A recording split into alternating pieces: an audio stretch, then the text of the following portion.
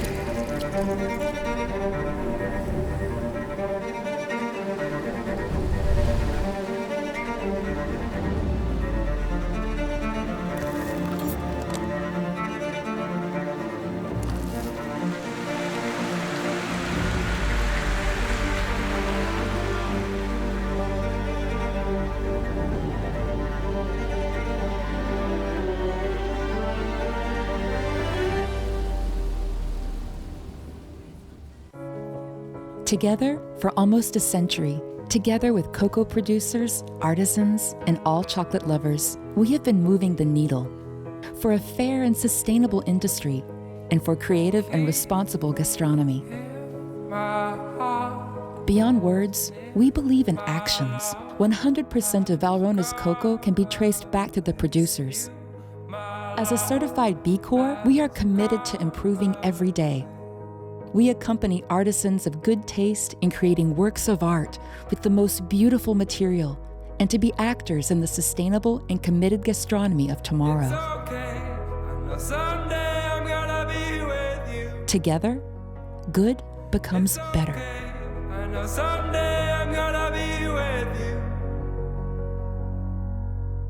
Your hands, they produce the most beautiful and delicious creations. Day in and day out, we work hard to give you a helping hand. We provide tips, techniques, and quality products, which is why Debic is in good hands with you, and you are in good hands with Debic.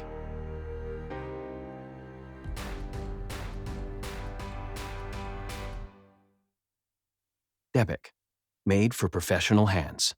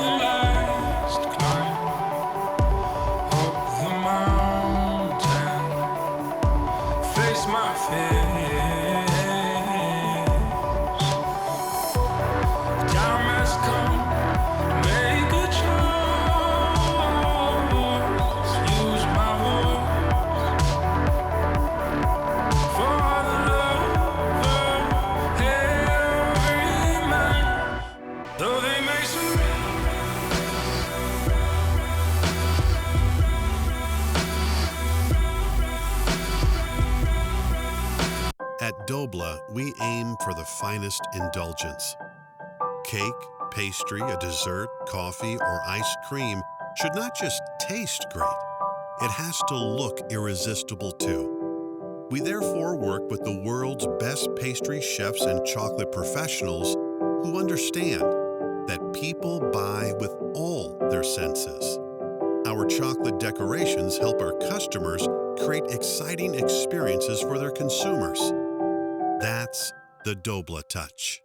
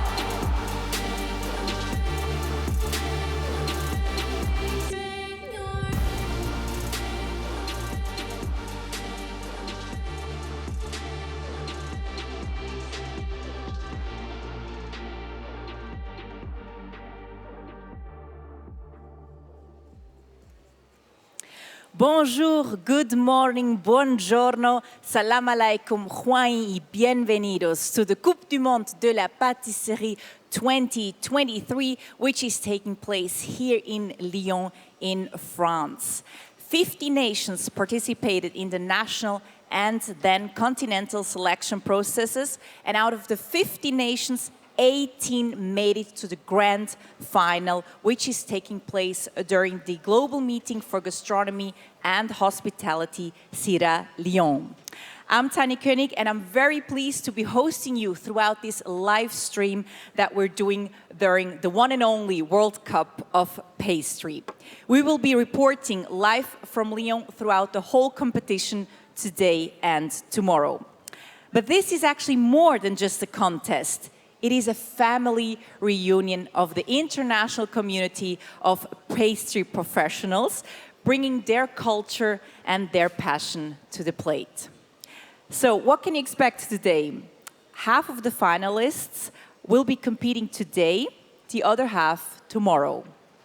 The teams that we have today competing are Italy, the USA, United Kingdom, Chile, the Philippines, Chinese Taipei, Mauritius, and Morocco. A big welcome to all of you. Then all of the teams have all of the day to complete many tests. So let's break it down for you. There are a few tasting tests, which include a dessert to share in the form of a whole chocolate cake.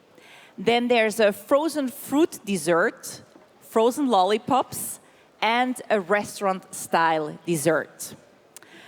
Besides the tasting tests, there are also artistic tests, which include a sculpture made out of chocolate, one made out of sugar, and one made out of ice. The overall topic for this year's competition is climate change. And talking of sustainability, all leftovers are going to be donated to associations, plus the team that wastes the least material will get bonus points. As well, one of the teams will be rewarded with the Eco-Responsible Award.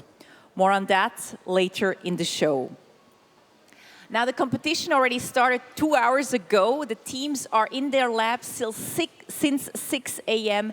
in the morning. So let's take a look. We have two MCs on the ground, which many of you already know. Angela and Vincent are right in the middle of the action, or I can see Angela right there. Hi, Angela, good morning. Good morning. Thank you so much, Tanya. I'm a little bit lonely down here on the stage because Vincent is actually coming on over. So we'll welcome him in just a bit. But as you can see behind me, the teams are busy and they have been working for the past 2 hours here on the stage.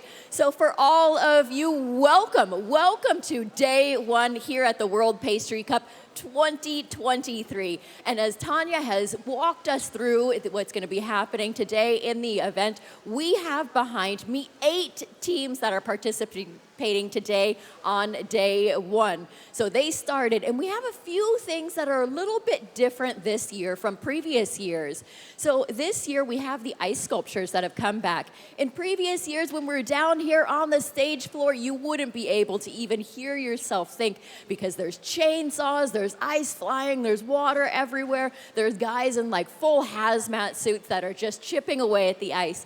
So this year, they're in the kitchens working on their ice sculptures, and they're a bit smaller in size this year, and we'll see as the teams progress throughout the day that they're going to be taking turns inside those kitchens, and then those ice sculptures will go into another refrigerated container and then come back out for displays. So this year, a few other changes. We're going to be seeing a frozen lollipop dessert as well as a restaurant-style dessert. So there's quite a few changes, which is only going to make this competition more and more exciting because while the judging is happening, it's going to be a quick turnaround as we see so many things coming out and so many different contestants and food coming out of each of the kitchens. So I think we're going to go ahead and start walking through some of the kitchens. I don't know what's coming up next if you have an interview, but we're looking forward to going and talking to each of the kitchens. I'll walk you through all of those, meet with some of the jury members, and then see what's happening inside. It's a little bit quiet right now, but let's go ahead and make sure the teams have a really nice warm-up here on day one. Thank you very much, Angela, for keeping that spot there. And we'll talk to Vincent a bit after that. Thank you very much. Now, the Club of Coupe du Monde de la Pâtisserie was founded by Gabriel Paisson in 1989. And 30 years after its founding, Pierre Hermé took over as the new president in 2019. And actually, I'm very glad that he's joining me in the studio right now, together with some of his team members of the International Organizing Committee, as well as honorary president. Pierre Hermé is here with me, as well as Cédric GROLET, president d'honneur, and as well Frédéric CASSEL. Hello. Maybe let's start with you, Pierre. Finally, the concours est de retour. Quel est votre message pour les spectateurs et les candidats?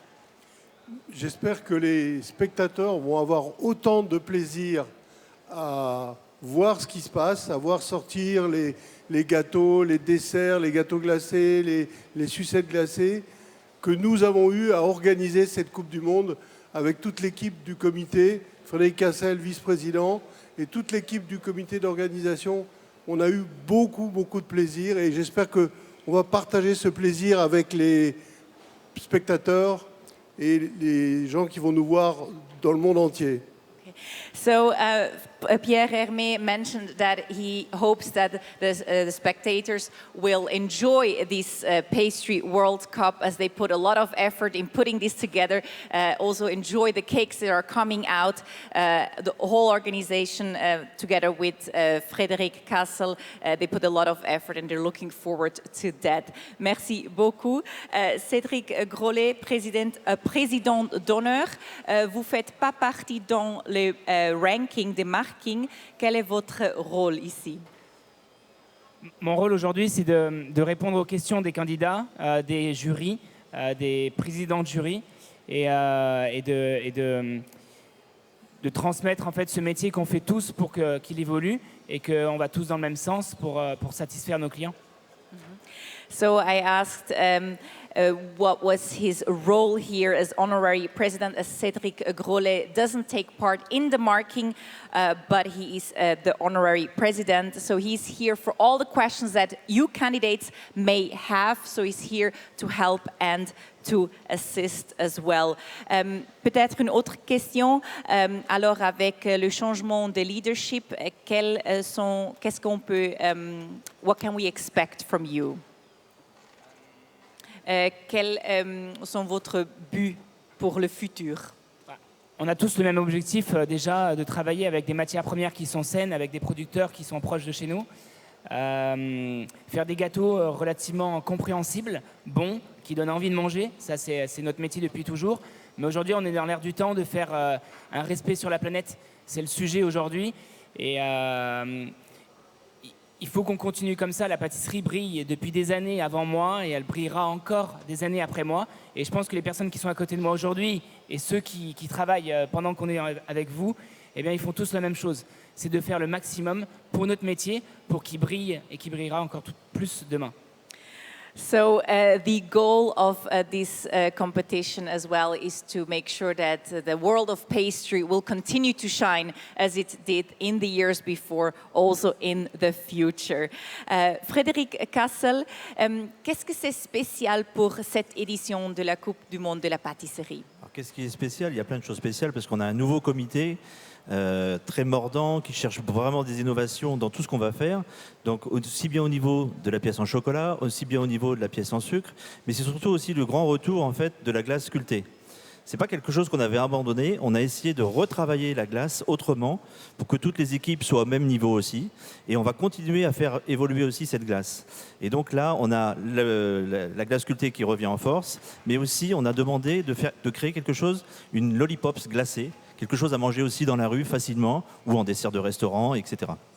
Merci beaucoup. So I asked Frédéric CASSEL what is special about this edition. Actually, Angela also mentioned it's the return of the ice sculptures. And in fact, they have to be done by hand, so no machines are allowed there. As well as we have lollipops this time, so also bringing the trends of pastry that can be bought on the street to this competition. Peut-être les pays qui participaient pour la première fois, on a déjà? Alors là, c'est vrai que la Coupe du Monde, c'est quand même la plus belle compétition au monde de la pâtisserie. Et cette année, on a 5 continents et surtout l'arrivée cette année d'un petit pays, en fait, une petite île, qui est l'île Maurice. Quelque chose à ajouter? Depuis la dernière édition, on a beaucoup travaillé sur la partie RSE et on essaye d'avancer sur ce sujet à chaque édition, de marquer les nouvelles étapes parce que ça fait partie aussi de l'avenir de notre métier, de la transformation de notre métier. Et un grand encouragement aux candidats qui sont sur les box en ce moment, qui travaillent dur, qui vont tout donner aujourd'hui pour être le champion du monde. Absolument.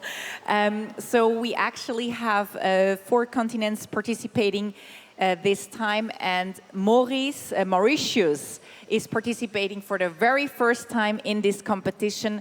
Then Pierre HERME also mentioned the eco-responsibility that they are also putting an eye on, and it's very important to go into this direction to become more sustainable.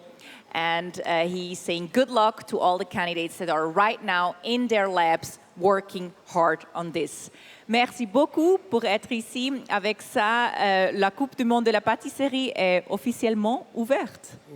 Et vive la pâtisserie, vive notre métier qui est formidable. On a un métier formidable, passionnant. Bravo, bravo à tout le monde. Vive la pâtisserie. Merci beaucoup. And I would say the Coupe du Monde de la Pâtisserie is officially opened with that. And actually, the candidates, you can already see them in the labs working. So they've been there since 6 o'clock in the morning. But in fact, they arrived yesterday already.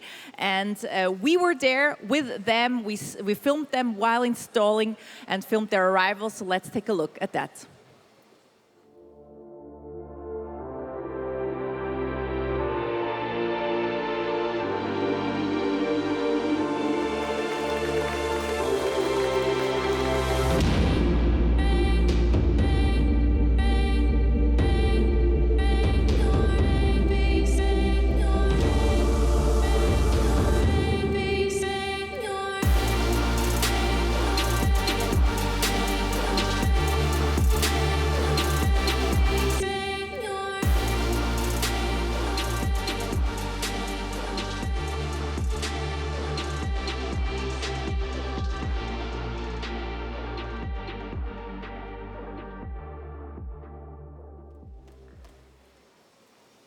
Okay, that already looked like a fun rival. Now, this morning, our teams already started cutting ice for their artistic creations. We can see them right now working hard on that ice. Let's jump to Angela and Vincent, who have more on this, who are on the spot there. Thank you so much, Tanya. Actually, I just found Vincent and I've lost him again. But here I am in front of kitchen number 1. So now some of the things that are super exciting about kitchen number 1 is one, that it's the first day here at the World Pastry Cup. And then they're the first team to start in the morning.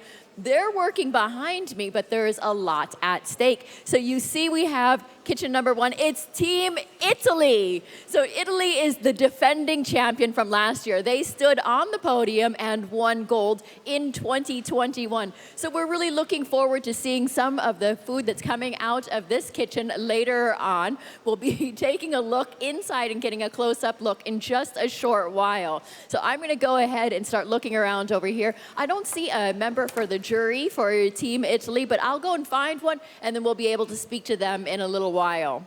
Okay, thank you very much, Angela. What about the ice sculptures? Can you see some already? being created there? Yes, indeed. There's 2 teams that are working on their ice pieces over here. So we have Mauritius that's working on this side and Morocco. So they're sharing some space in the kitchen this year. And as I mentioned super briefly that it's a little bit different. So Tanya, you weren't here in previous years when they were doing the ice sculptures, but they were incredible. You'd wake up first thing in the morning and you'd hear this sound of just like ice flying everywhere. It was phenomenal. So they're quite a bit larger in size. And you can see this year that they're working and they're doing a lot of hand work because it's a bit of a smaller piece. And when these 2 teams are done, then another 2 teams will come in and work in these same kitchens. So they have the same amount of time and the same amount of space to be working. It's very civilized and very calm over here this morning. Yeah, actually, I cannot hear any noise, but I can see that they are working over there, which already looks very promising. Yes, you can't hear any noise, but trust me, it'll start to get crazier and crazier as the auditorium starts to fill up and as all of the people that are coming here to watch live start making noise. So it'll get quite exciting as the day wears on. Good, the party is about to start, I would say. Indeed. Okay, well, then let's have a look at who is actually working today. We mentioned we have 8 teams competing today. You already mentioned Team Italy, so I would say let's start with Team Italy, who is working in lab number 1, their last edition's winner nation, Italy. It's their 14th participation. We have the chocolate candidate, Jacopo Zorzi. He's 33 years old, and he actually started working in his family's pastry shop at a very young age alongside his parents. He then gained experience abroad in Sydney and working in Abu Dhabi. And since 2016, he is head of pastry chef in a historic pastry shop in Milano. So that's the chocolate candidate for Italy. I'll present you the sugar candidate for Italy, Alessandro Petitto. He's 31 years old. He won several awards, including title of Italian runner-up and gold medal in the sugar sculpture competition at the International CJEP exhibition in 2017. And then in 2019, he opened his own pastry shop called Petitto Pasticceria in Milano.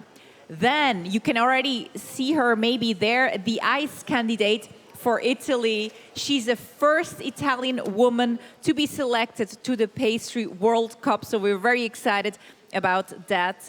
She works as a freelance pastry chef and began her career as a pastry chef in the restaurant world. Now, let's find out more about Team Italy in a short video.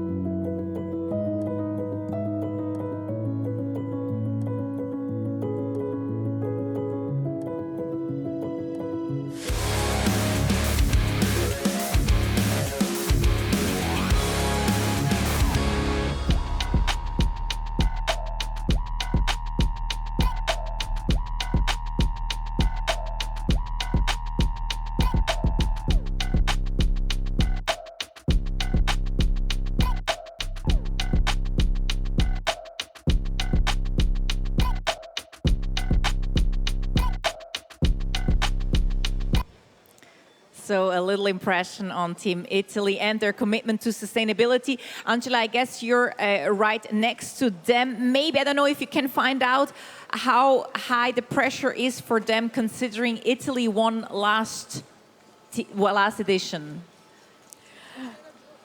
So yeah, the pressure must be incredibly high, but these guys have been training like all year and you can just look, steady hands all around. The team is cool as the winter's day here in Lyon. The pressure must be high, but of course they're feeling quite good. I don't see any sweat on anyone's brows here. And look at who I found, a little bit of sweat on his brow. Welcome and good morning, Vincent. Hi Angela, hi everybody, bonjour à tous, merci d'être là. Public un petit peu grasse matinée ce matin. The others still not here, but no, in a few still in hours bed. they'll be here. Don't worry. Bon, everything's fine? Yes, so far everything's good. You see all of the changes this year? It's quite interesting to see the ice sculptures back here with the kitchens. Oh, that's lucky. I love the ice carving. It's a very nice part of this competition. Yes, indeed. And so it is still quiet, and so I was looking around. I don't see a president member for Team Italy. I don't want to disturb the team too much. We want to disturb the team. We're made for that. It's our main job this morning to disturb the team and to inform you of what's going on. Hi, Tanya. I didn't see you yet. Bonjour, Vincent. Bonjour. How are you doing? Oh, fine. Just fine. I'm so thrilled. I love being here. It's like a family rendezvous every 2 years here in Lyon. And to see all these pastry chefs, the greatest pastry chefs in the world are here today. Absolutely. Well, we're glad that you made it. So you're not able to speak to Team Italy. I can see they're very busy right now, I guess. They are, surely. Okay, good. Well, thank you very much. Well, then let's move on to the next team, I would say, which is Team USA. It's their 17th participation, and we start with a chocolate candidate. It's François Behuet. He's 33 years old, and actually when he was just 14 years old, he decided he wanted to make a career in the world of pastry. He's a native French and gained several experiences in France. And then in 2014, he moved to the US to work in New York and later moved to California. And he's currently the executive pastry chef at the Ritz-Carlton in Los Angeles. And of course, you see him there working. Then we continue with the sugar candidate for the USA, Jordan Snyder, 37 years old. His journey into pastry was actually by accident. It was a coincidence, as growing up, all he ever wanted was to become a chef. He discovered his passion for pastry working in a bakery. And currently, he's the pastry chef at South Carolina's only 5-star hotel, The Sanctuary. You see him right there in the back, very focused. He won several awards and prizes. And his favorite ingredients to work with are apricots, strawberries, peaches, lemon verbena, and chocolate. I don't know if he can use these ingredients today. Maybe we can find out later. Then we have ice candidate Julie Esslinger. She's right there in the front, 39 years old, and she's the captain of the team. Julie worked in many fields before becoming passionate about pastry. So when she decided to go to school, she asked herself what she should learn. Then she thought that she always wanted to learn how to make these big cakes that she saw on TV, and therefore she enrolled in a pastry and baking program at the Art Institute of Colorado. Then there she was introduced to sugar, chocolate, and ice craving techniques, which then had a connection to her artistic background. In 2020, Julie joined the US national pastry team. But enough from my side, let's see their video portrait.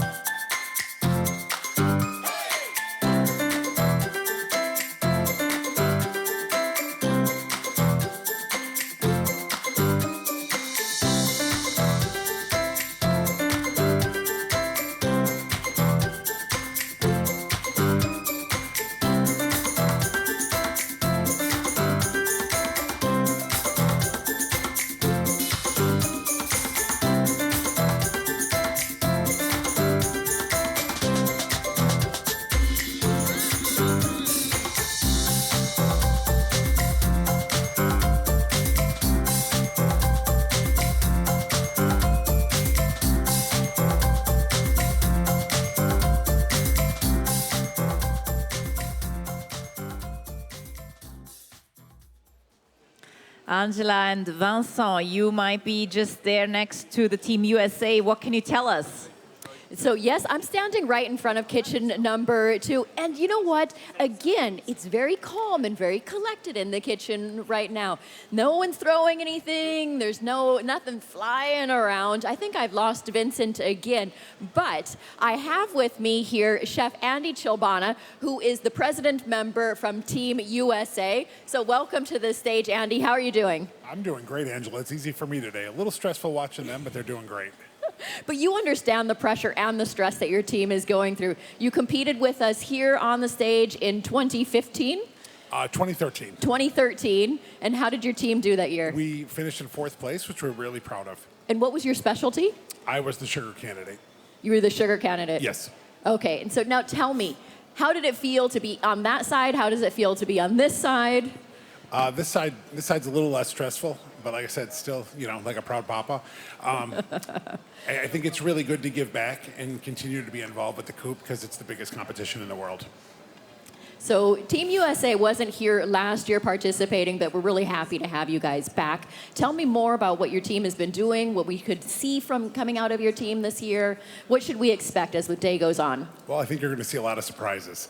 We're kind of keeping things hush-hush, and even the way they're working, it's kind of hard to tell what we're doing right now. And that's been the plan. Every time we get asked the same question, we answer the same way.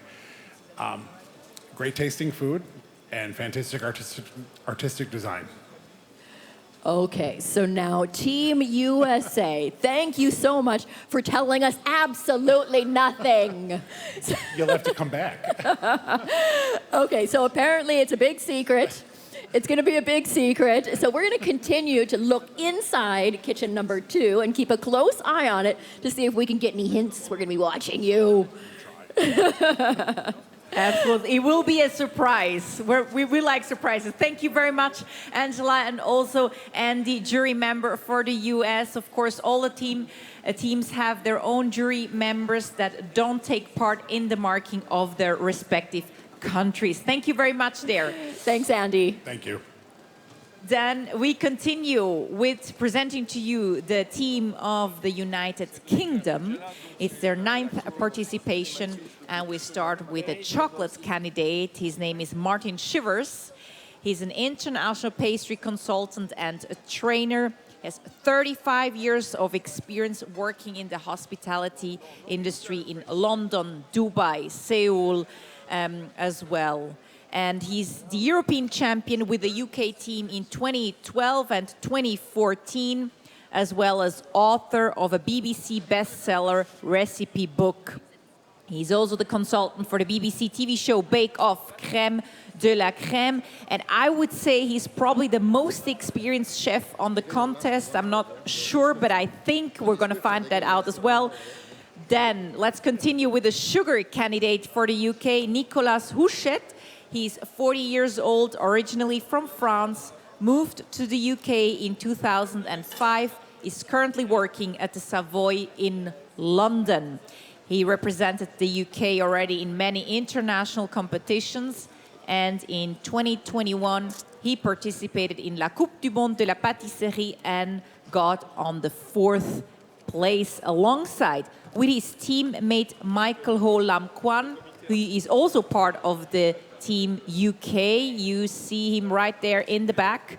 Michael Kwan is the ICE candidate this year for Team UK.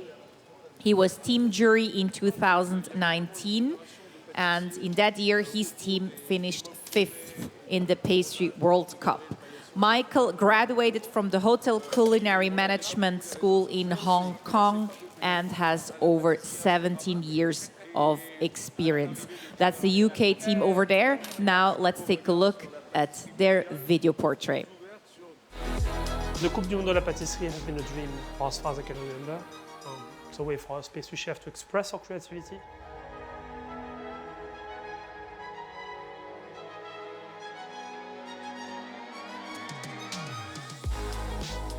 Well, it's an honor to be part of the CMC. It's been my dream for a long, long time, and for me, it's probably the best competition as a team in the world.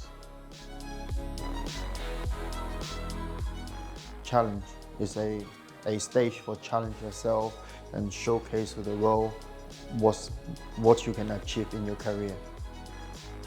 my goal to see them on the podium. So hopefully this time we can do it.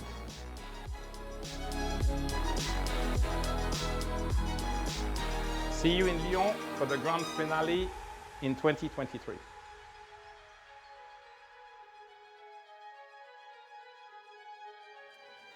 The team of the United Kingdom over there. Angela, are you next to the kitchen of Team UK, I guess? What do you see? What is happening there? I am next to the kitchen here at kitchen number 3, which is where Team UK is. I've lost Vincent once again, which I'll find him eventually. But you can see that the team is working. And of course, we have the team jury member. So Dennis Drum, welcome. Come on over here. How are you doing? And welcome to the World Pastry Cup. Thank you. So far, so good. So still quite a bit of time to go, but...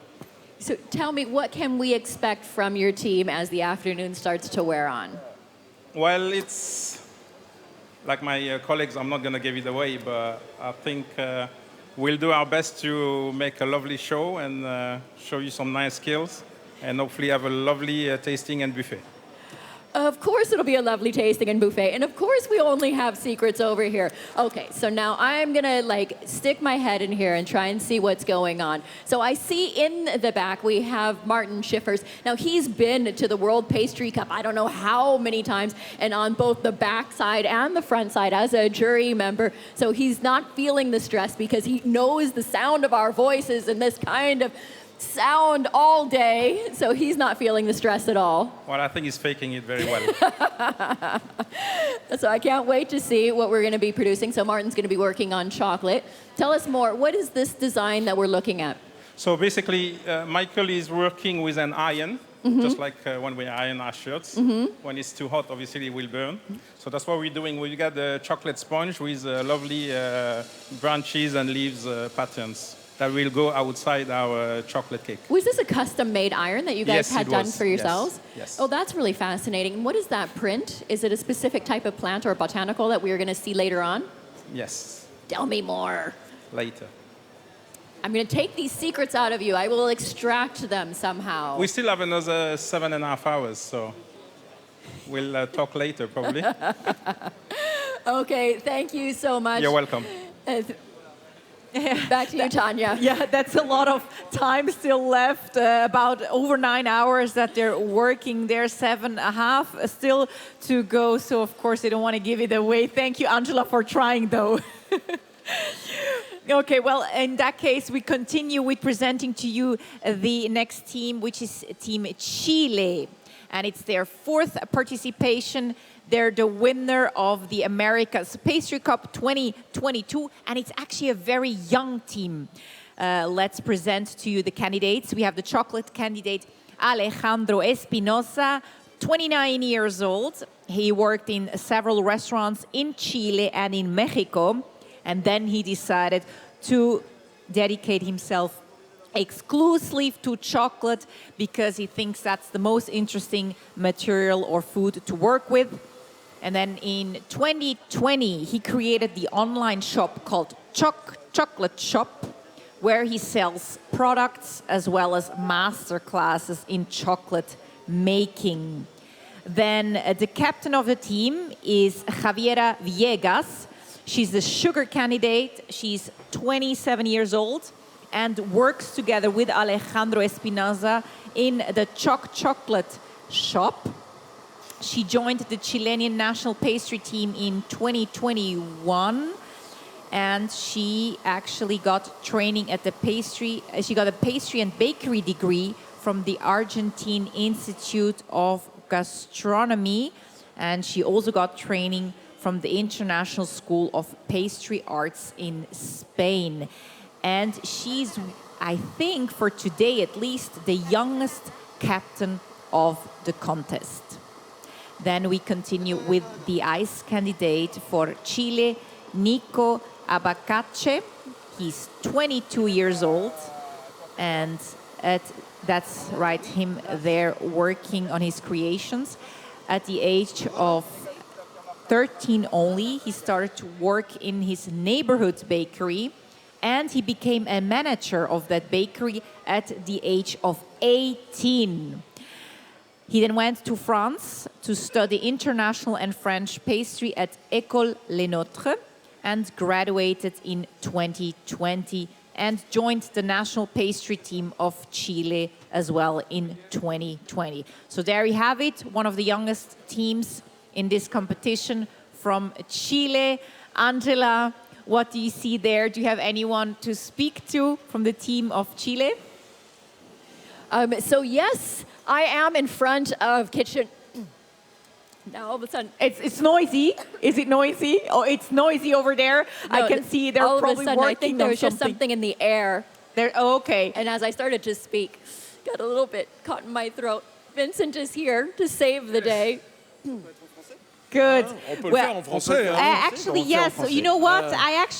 We actually still haven't showed the video of the Chilean team. So let's take first a look at their video portrait. Tania.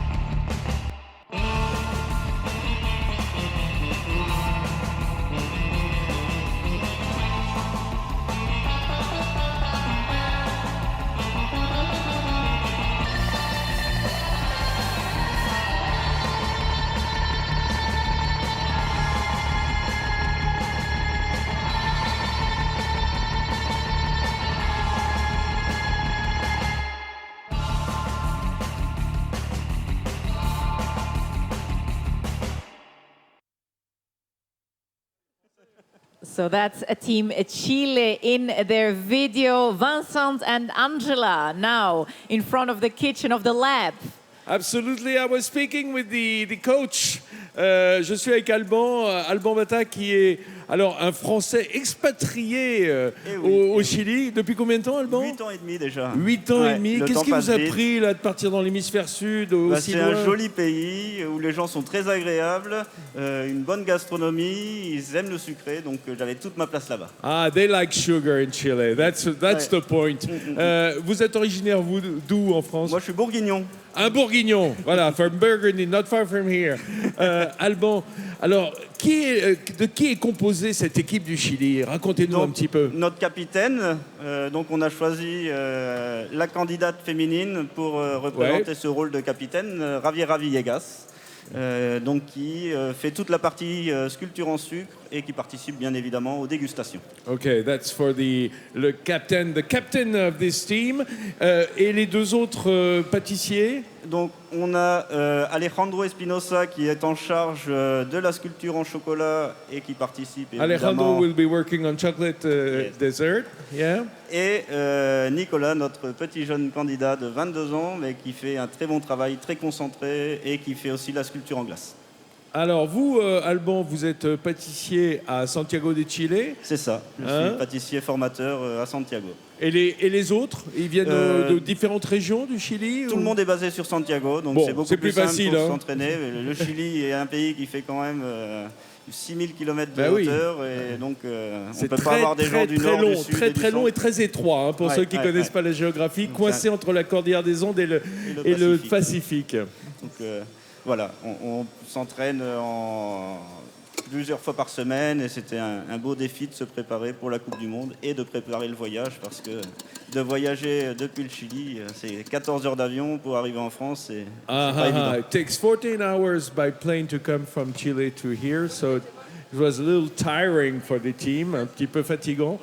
Alban, est-ce qu'il y a des produits qui sont typiquement chiliens que vous allez mettre en œuvre? Je ne sais pas, des fruits ou des produits que vous avez apportés avec vous, des épices peut-être? Des épices. Sur le dessert à l'assiette, on aura une épice typique chilienne qui représente beaucoup le pays, qui s'appelle le merken. C'est une sorte de piment rouge séché et fumé. There will be some chili in the plated dessert. Donc voilà, on va jouer un peu le Merken. Le Merken. Ah oui, je le connais pas celui-là. I don't know this. On vous fera goûter, C'est très intéressant. Yeah, well, I'm not very fond of chili. I'm not used to it. I'm too sweet. Voilà. Alors ça c'est pour le dessert. Bah merci beaucoup. Merci on vous souhaite bonne chance pour cette participation. Une chance d'être ici en finale aujourd'hui de la Coupe du Monde. Avoir quand même gagné la qualification sur la Copa América. Absolument. La Copa América. They won the Copa América. So that's a great team coming here today in Lyon. On va avoir, je dirais, des candidats extrêmement aguerris. D'ailleurs, le travail est magnifique, ce qui est en train de se passer derrière. On va essayer de continuer comme ça jusqu'à la fin. Merci beaucoup. Back to you, Tanya. Merci beaucoup, Vincent. And I can see they have a smile on their face while working back there. You could see Javiera with her smile. We continue with Team Philippines. It's their second participation in the World Cup of Pastry. And also, they are one of the youngest teams on the contest. And actually, all of the candidates in that team work as pastry instructors at the Academy of Pastry and Culinary Arts in the Philippines, so they all know each other from there. Let's start. A chocolate candidate is Anthony J. Segubiense. He's 26 years old. Then we have the sugar candidate, Vergel Iral, 24 years old, and together with Anthony and another candidate, Vergel and Anthony, they won the award for Best Artistic Showpiece at the Asian Gelato Cup in Singapore in 2022. Then the ice candidate is Angelica Hong. You can see her in the middle, in the back. She's the captain of these teams. So again, a team with the female captain. She's 30 years old. And funnily, she went from studying law to going into pastry in 2012. So quite a career shift there. In 2019, she won the Philippine Culinary Cup in the category of bread and the Philippine selection for the Pastry Queen competition. So that is Team Philippines. Now let's look at their video.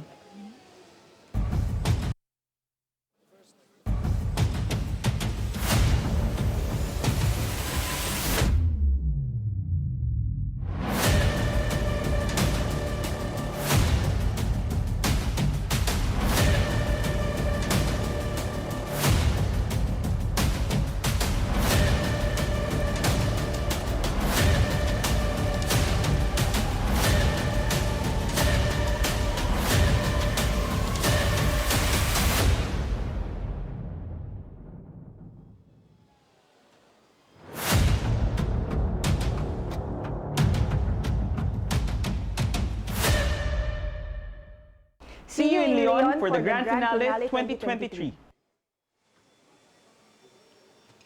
Team Philippines, right there. Angela, Vincent, are you there at the lab of Team Philippines? One of the youngest team of the contest. And also, I would like to know, I don't know if you can find out, as a team knows each other from working at the same academy, is that an advantage? Maybe someone can tell you? Tanya, that's actually a very good question. But I think anytime the teams have close proximity, it always helps quite a bit. So yes, we have Team Philippines just working here behind. I see Vincent on the other side of the kitchen too, doing a little spying on the opposite side. So it is Team Philippines' second time to come and compete here in the competition. And we have with us their jury member. Buddy, come on over and say a few words with us. Good morning. What do we say? Kumusta ka? That's, spot on, yes. Magandang umaga. Magandang umaga. Good morning. Yes. So, Buddy, right. How are you feeling? How's your team feeling today? They're feeling really good. We've had, like you said earlier, that these three know each other very well. They've worked together for quite a bit. And, these competitions are like a well-choreographed dance. It's like a 10-hour dance. And they're pretty good dancers, So we're just missing a little music. But sugar and chocolate is the beat that they go by, so. It'll get loud in here a little bit later, I know. I'm sure you know. Sure. Yep. So previously, you guys were here 2015. That's correct. And How does it feel? You had a big gap of time before coming back for the World Pastry Cup. Actually, pretty good. I mean, we've been, we have to, in order to come here, we have to qualify in Singapore at the Asian Pastry Cup. And a lot of times because it's hard to find a good mix, right? It's hard to find people that work well together, because a lot of times you have someone that's really good in sugar, someone that's really good in chocolate, and you have a great ice carver, but if they don't gel, it's like oil and water. That's correct. So interesting that you mentioned Asian Pastry Cup. So now you competed. So you're now on this side, very calm and collected here, speaking to me. So you've also been on the other side, inside the kitchen. What were you doing? What did you work on, chocolate or sugar? I was a chocolate. You were a chocolate? I was chocolate. You were a bonbon, oh buddy. Buddy the bonbon. Yeah, I was a chocolate guy in 06 and in 08. Yeah. And so being on that side, now being on this side, what are some tips and words that you would like to say to everybody that's watching and part of our audience? Well, the audience always seems to be surprised, right? Which is a great thing. For us, we come here and we learn so much from the other countries and by watching and everything, which is why we do it. It's all the learning and all that. But from being on that side, my advice or my words for the other teams is just go have fun and do the best you can, because for me, that's what it's about. All the hard work is all the practice. Yeah. Then you come here and just go for it, guns blazing. What are we going to see from your team this year? Well, we want to stick to the theme, back to nature. And we're using a lot of flavors that we are familiar with. A lot of mango, a lot of passion fruit, banana, things like that. No real secrets. I don't think there are any more secrets out there and everything. It's just we bake and execute from the heart, and we hope that translates to our product, and it translates also to the judges as they eat it. Okay, so we're looking forward to seeing some of that. Something with nature. Yep. Banana, passion fruit, mango. Yep. Coconut. We grow all that in the Philippines. So. All of these flavors go well together. Yeah. And speaking of that, you're actually in the cacao belt, so you also grow chocolate. Oh, absolutely. There. Yeah, tons of it. Okay, so Team Philippines, good luck, guys. Buddy, thank you so much for chatting with Angela. us. Tanya, over back to you. Thank you very much, Angela, over there with Team Philippines. Now, in the beginning of the show, we mentioned a little bit that the World Cup of Pastry wants to become more responsible when it comes to society and the environment. So what does that mean exactly? Here to talk with me is committee member Eric Vergne. Bonjour Eric. Bonjour. Alors, on a parlé que la Coupe du Monde veut être plus responsable. Qu'est-ce que ça veut dire pour le concours? Alors, je crois qu'il faut positionner la question de responsabilité sociétale, environnementale dans le monde entier. C'est un sujet vraiment pour le monde entier. Les pâtissiers sont au cœur de la société. Et à ce titre, on se doit aussi de réfléchir, d'avoir cette réflexion au cœur de notre concours. On veut que ça soit un concours référent. Et à ce titre, on a vraiment voulu intégrer cette question depuis les entraînements jusqu'au jour de la finale. So Eric said that, of course, the pastry chefs, they are part of society, so they want to make sure that they also take their responsibility and make sure that they are as sustainable as possible. Also to make sure that the World Cup is a cup of reference in the world of pastry. Alors les participants, qu'est-ce que ça veut dire pour les candidats? Est-ce qu'il y a des règles pour eux? Oui, justement, la Coupe du Monde a plusieurs leviers pour agir. Parce que je voudrais revenir là-dessus, c'est la responsabilité sociétale, environnementale, c'est un sujet complexe, mais complexe ne veut pas dire infaisable. Complexe, ça veut dire volonté, ténacité, humilité. On avance pas à pas. En l'occurrence, pour cette année, on a demandé aux candidats de réfléchir depuis leur entraînement comment ils pouvaient intégrer cette réflexion, aussi bien au niveau de leurs achats, de leur travail, de la notion de transmission, de la parité homme-femme, du respect de la nature. Il y a différents axes qui englobent cette réflexion. Merci beaucoup. So I asked, what does that mean for the candidates, for the participants, if there are rules for them? And Eric said that, of course, the topic of sustainability is a very complex one, but not one that you cannot achieve. You just have to be humbled. You have to make sure that you're persistent as well. And they actually asked the candidates to make sure that they integrate sustainability, also responsibility, societal responsibility into their work from the very start when they think about buying their products, when they think about team diversity and all of these topics. So to start to reflect from the very beginning on, as this topic is very complex. Alors, on a aussi un prix, Eco-Responsible Prize. Comment est-ce qu'on choisit qui va gagner Voilà. ce prix? Alors, il y a différentes composantes dans cette décision. On démarre depuis déjà sous forme de vidéo d'une présentation de leur réflexion. Ensuite, nous leur avons envoyé un questionnaire avec justement qui aborde différents items de cette réflexion. On a les réponses.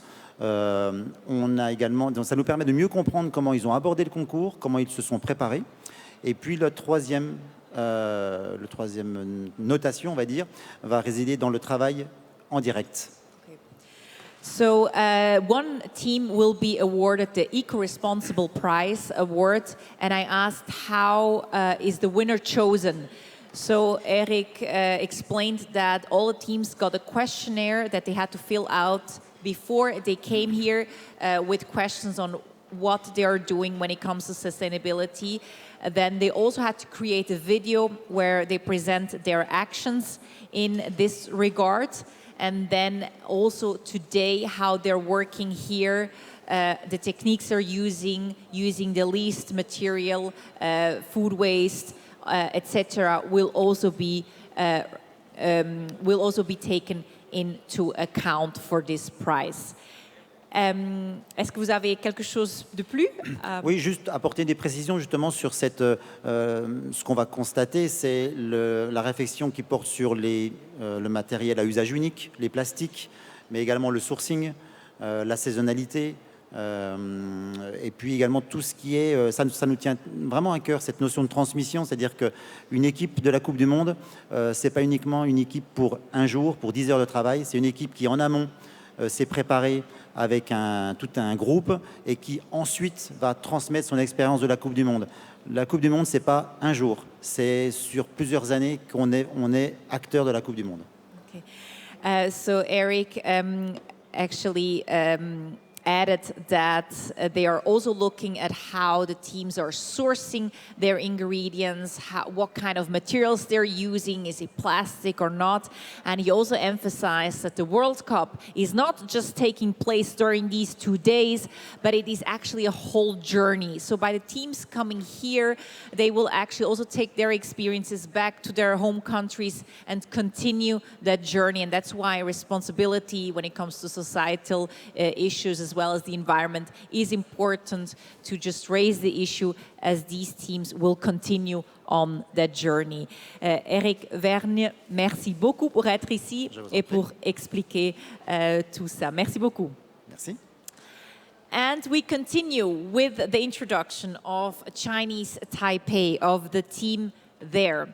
It's their 8th participation. And I would like to present the candidates. Chocolate candidate is Xu Yuwei. He is 21 years old. And at a very young age, he already won many prizes, including Best Chocolate Artistic Piece by the Taiwan Cake Association in 2020 and 2022. Best Plate Dessert, Best Gourmet Gelato, and silver medal at the Asian Gelato Cup in Singapore. So that's Yue over there. Then we continue with the sugar candidate, Zhang Xuhan, 22 years old, specialized in sugar creations, competed in the Asian Pastry Cup in 2018 and 2022. Xu Han, 22 years old, the sugar candidate. And the ice candidate, Chang Yingping, 32 years old, the captain of the team, graduated from the Bakery Innovation and Management program at Taipei City University. So the Taipei City University, they have a Bakery Innovation Management program. He also participated in the grand final of the Coupe du Monde de la Pâtisserie in 2017, where his team finished on the 12th place. And now let's take a look at Taipei's video.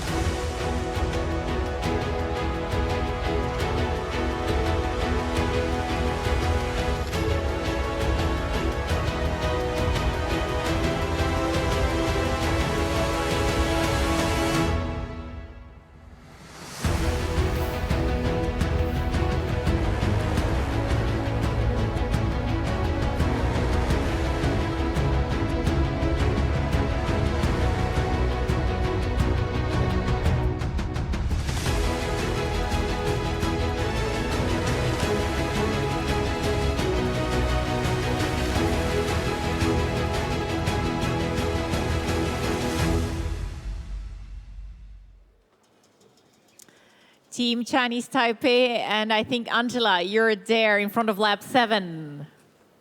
So yes, we're here in front of kitchen number 7. And I know you haven't really seen Vincent and I together very much this morning, but look, we actually do exist in the same realm. Yay! Good, what have you got for us? So we found the jury member for Chinese Taipei. Welcome, come on in. And he's going to be bringing a translator with him so that he can have a chat with us this morning. Hello, good morning. Good morning to you. Good morning, everybody. So if I'm not mistaken, today is the eve of Chinese New Year. Is that correct? Yes, so, yes. 恭喜发财. 恭喜发财，新年快乐. So it's Happy New Year. So we do Lunar New Year for Chinese-speaking countries, and so we're just in the eve of it. Yes, but on the New Year's Eve, what kind of pastries do you eat in China, in Chinese Taipei? 通常都是中式的点心，会有一些糯米做的甜点，八宝饭团。 On fait des gâteaux à base de riz gluon. In English is fine too.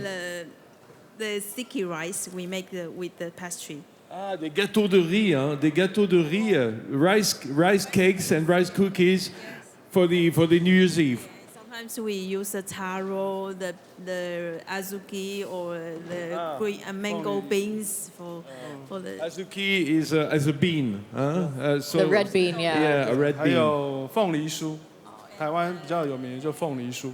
Pineapple cakes. And pineapple. D'accord. Des gâteaux à l'ananas, yes, pineapple cakes. Exactly. Good. And I think different cultures use different pineapple tarts because in Singapore we use a very flaky, crispy base for the pineapple tart, but the Taiwanese kind is wrapped, and totally encased in the pastry. Yes, yes. Yeah. Oh, you're Taipei knowledge cooking specialist. No. Eating specialist. Eating specialist.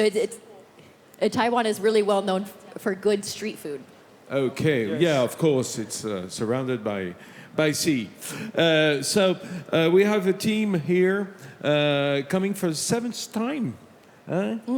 Incredible. Yes. You're always very, very present and present here in Lyon for the final. Nice team coming from Taipei. Tell us about their work. What's their skills, special skills?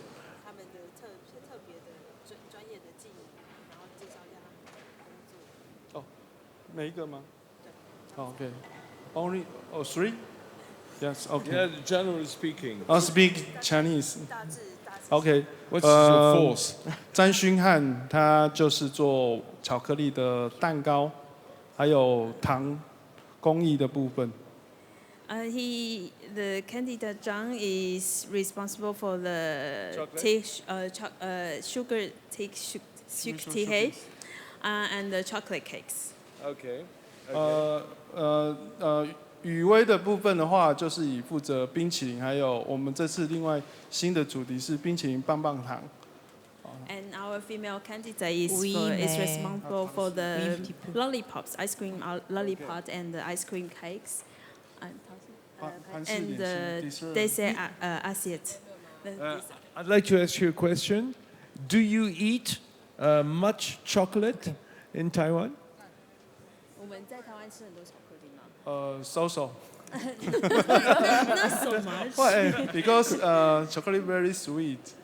Taiwan for our culture is in general is too sweet for certain people, and I think it depends on the weather. In the summer, it's really difficult to keep the chocolate. So depends on the weather and the season. Yeah. 但我们使用巧克力还是蛮多的，用在 Angela and Vincent. Yes, Tanya. Merci beaucoup. 谢谢你们参加在Coupe du Monde de la Pâtisserie 这里 in Lyon. 加油 Team Taipei, and to all of the Chinese-speaking countries. 新年快乐 Thank you so much. 谢谢你们，加油 Where are you? I cannot see you.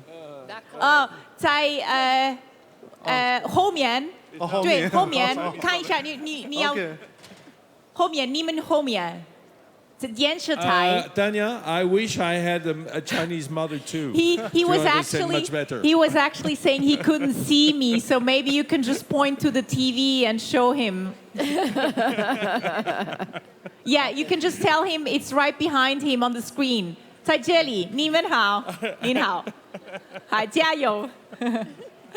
谢谢你们。Okay, thank you very much, Angela and Vincent. We continue with Team Mauritius, and we mentioned it before, their first participation in the Coupe du Monde de la Pâtisserie, so a warm welcome to Mauritius as well.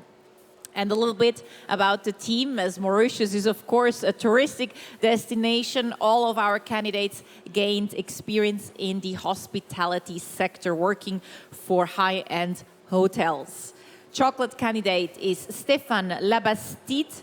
He's 38 years old, worked in several French and international establishments, and in 2017, he won in the Constance Pâtisserie competition in the category chocolate.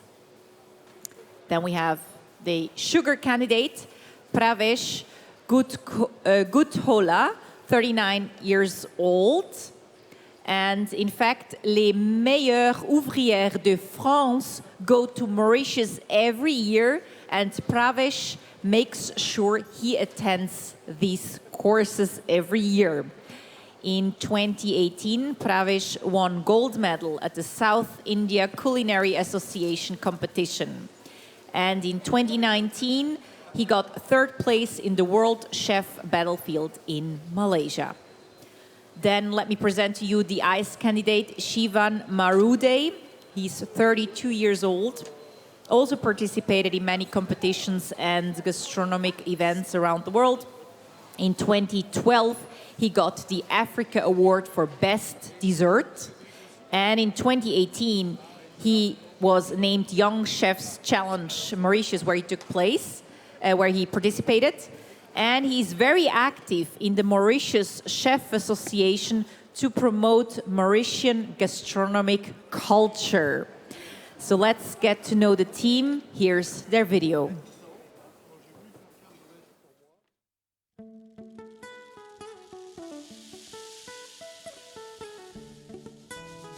Our journey begins into a rich, fertile and unique terroir, blessed by nature, where sugarcane thrives, where men and women work with pride. It is the story of a rare savoir-faire, handed down through generations, and crystallized in a legacy of expertise and excellence. The story of a special sugar, delicate and delicious, the very taste of Mauritius.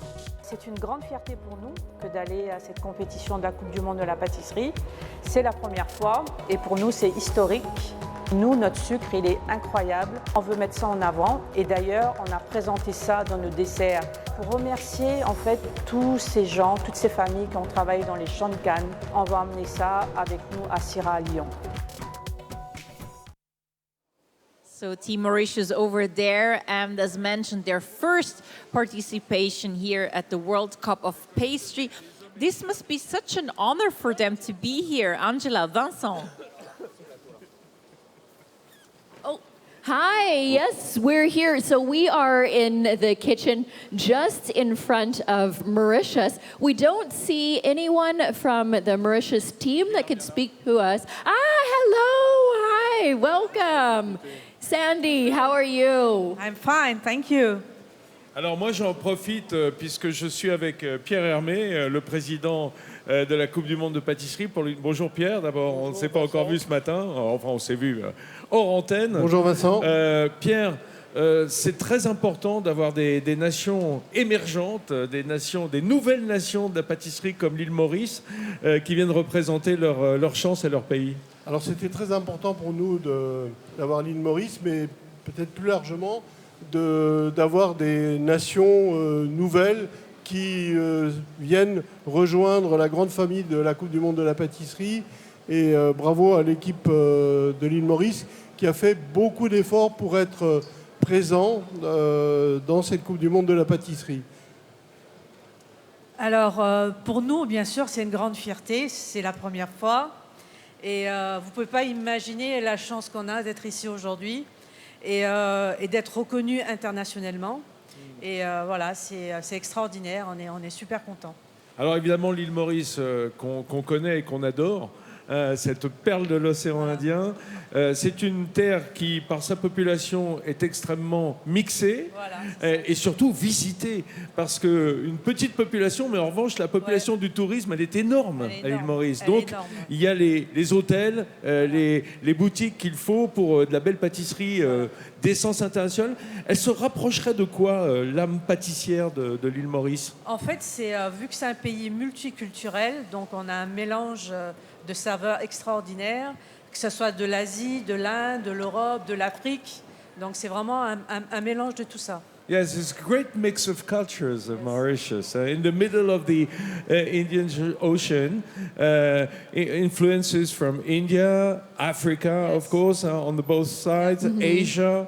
So it's a very, very spicy, fruity, and the mix of the cultures you can find it in the Mauritius pastry.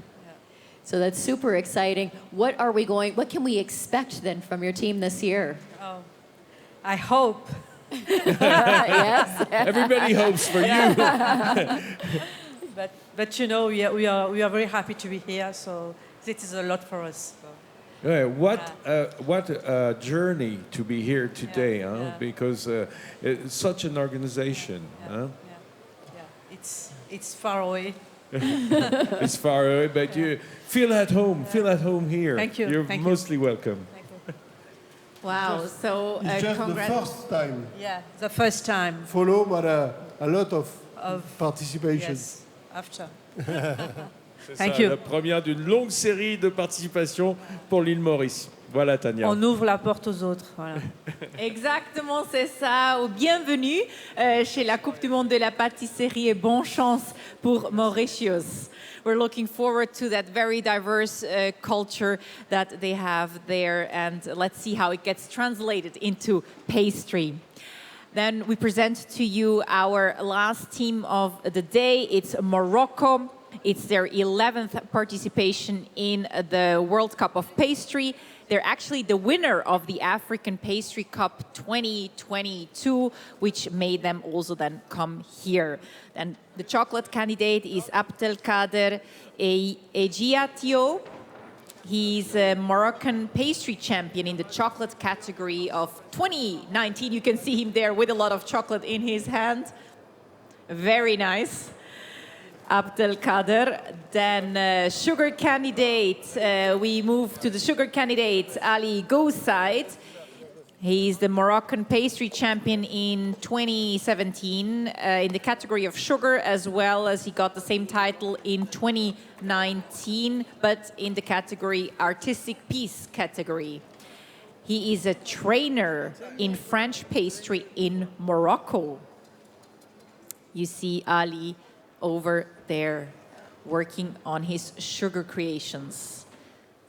Then the ice candidate is Omar Edip. Omar has over 25 years of experience in pastry, including some time in Paris. In 2010, he got the prize for the artistic piece at MOROCCO, and he represented his country at the FIPGC Trophy of Pastry Ice Cream Chocolate in 2017. And now he's here representing Morocco in Lyon. Let's take a look how Morocco presents itself in their video.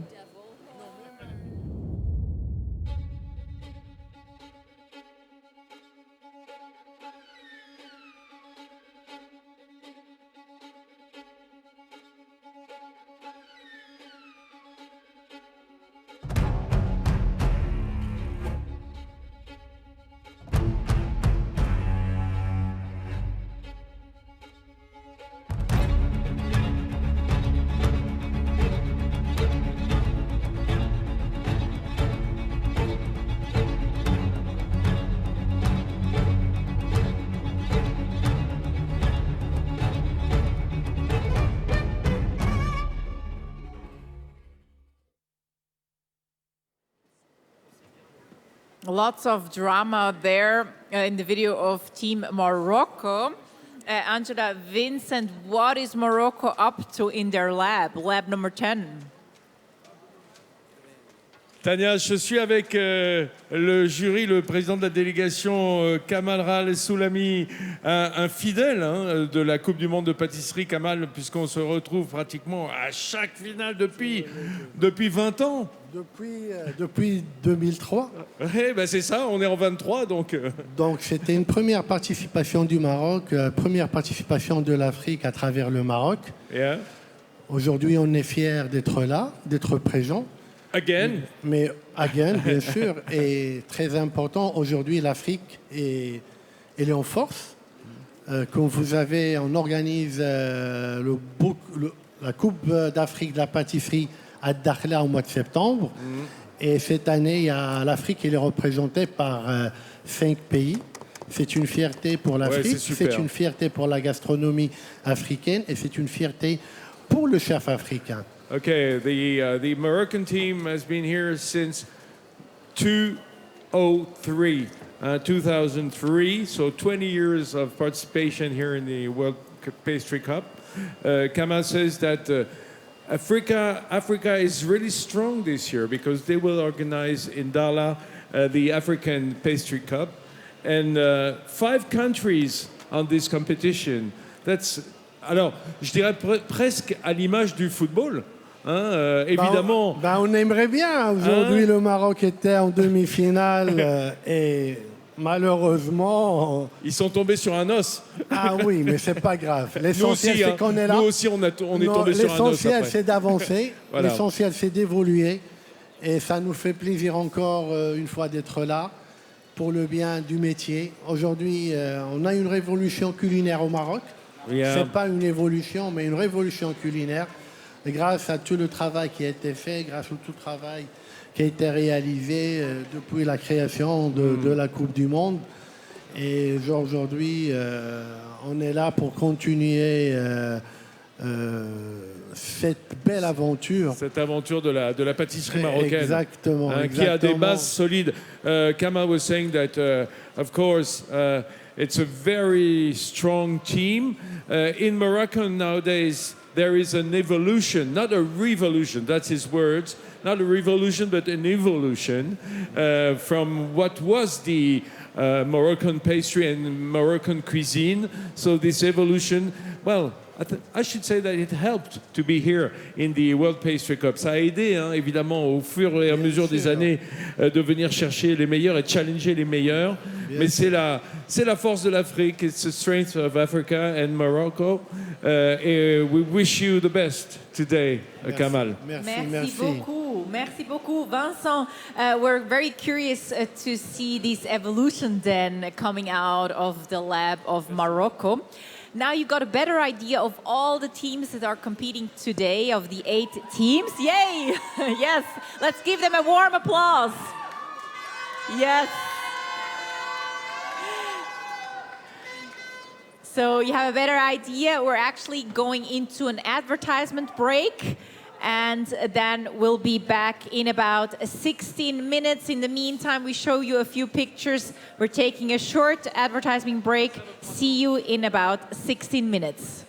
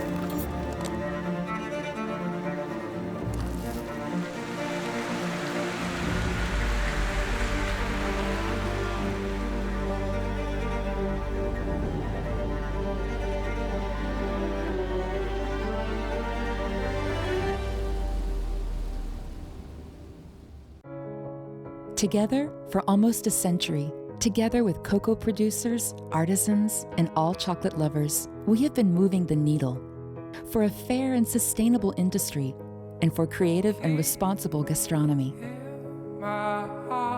Beyond words, we believe in actions. 100% of Valrhona's cocoa can be traced back to the producers. As a certified B Corp, we are committed to improving every day. We accompany artisans of good taste in creating works of art with the most beautiful material and to be actors in the sustainable and committed gastronomy of tomorrow. Together, good becomes better.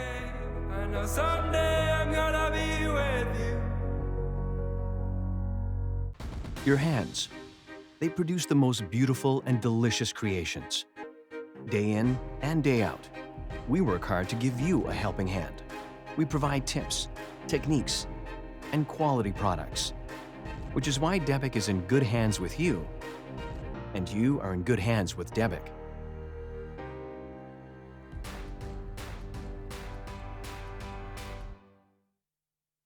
DEBIC, made for professional hands.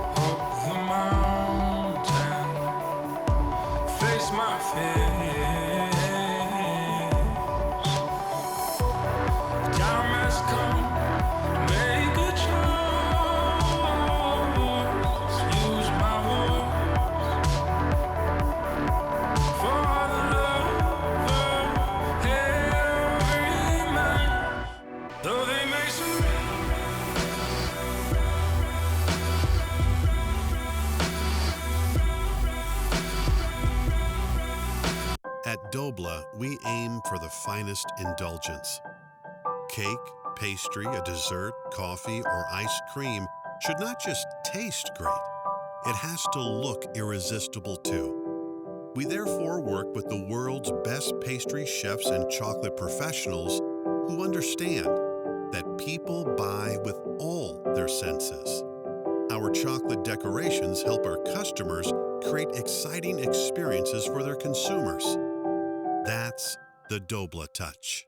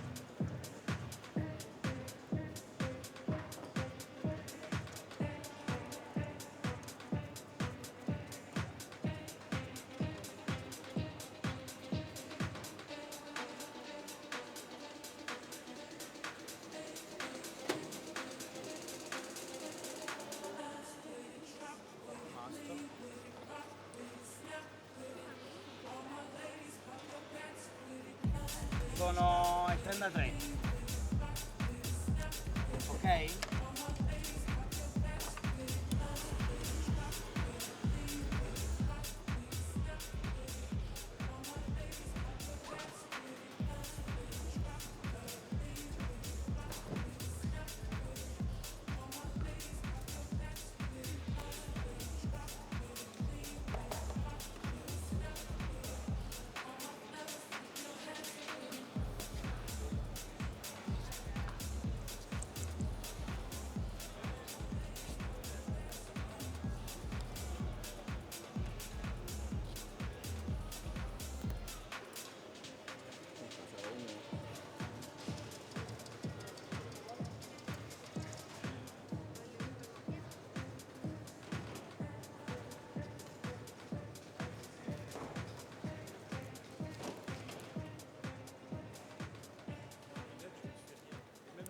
Welcome back.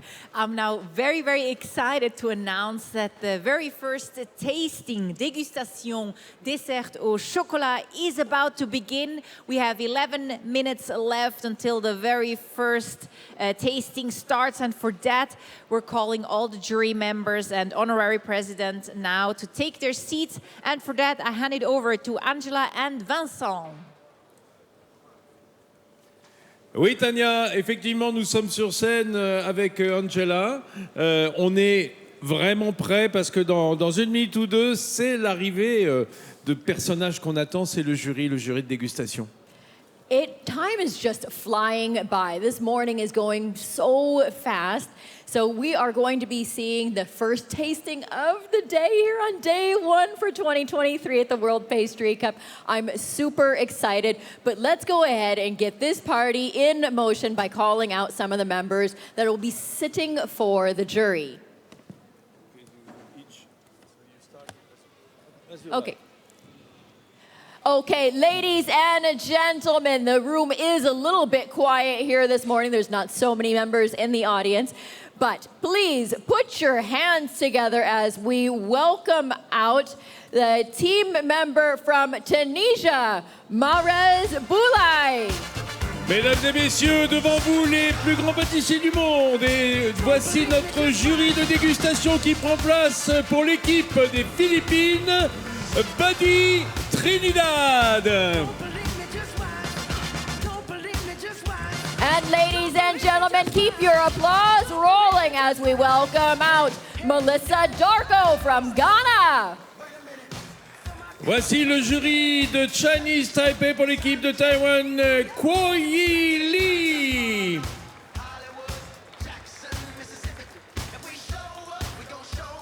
Ladies and gentlemen, please welcome out from South Korea, Min Ho Kang. J'entends personne dans les gradins, je veux entendre applaudir, je veux entendre crier, je veux entendre l'ambiance. Voici le juge de l'Argentine, Nestor Reggiani. Ladies and gentlemen, keep the applause rolling as we welcome out from UK, Dennis Dram.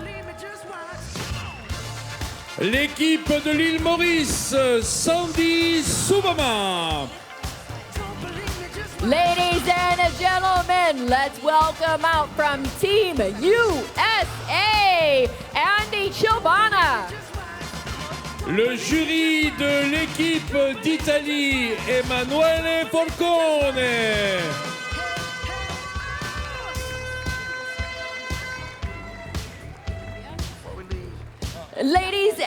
Ladies and gentlemen, sorry, excuse us. We're welcoming out Team Colombia, Paula Reyes. L'équipe de France, Yann Brice.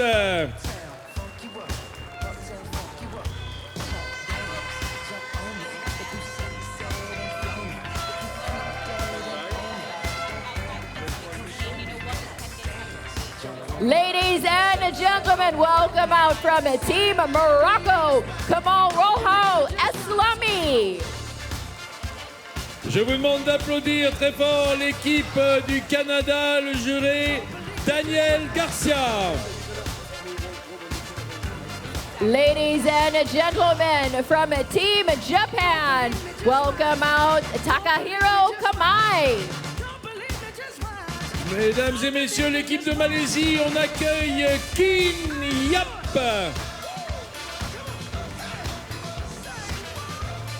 And welcome out from Chile, Alban Barta.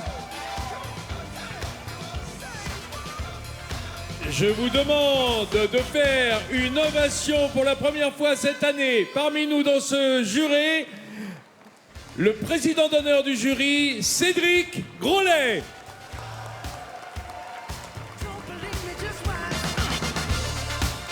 Ladies and gentlemen, keep your applause rolling as we welcome out our international jury president, Lorenzo Puca.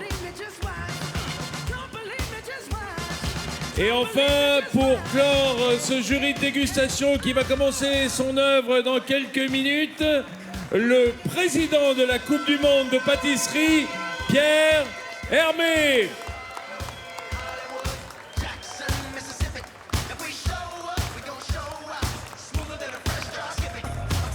Pierre HERME qui est en train de saluer tous les membres du comité qui sont présents sur scène afin de faire tourner la machine, cette machine de guerre qui est la Coupe du Monde de pâtisserie.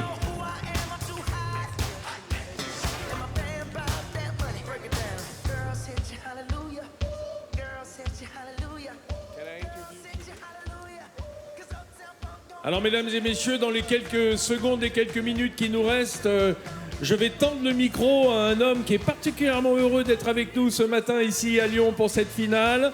C'est le pâtissier Cédric GROLET. Bonjour Cédric. Bonjour tout le monde.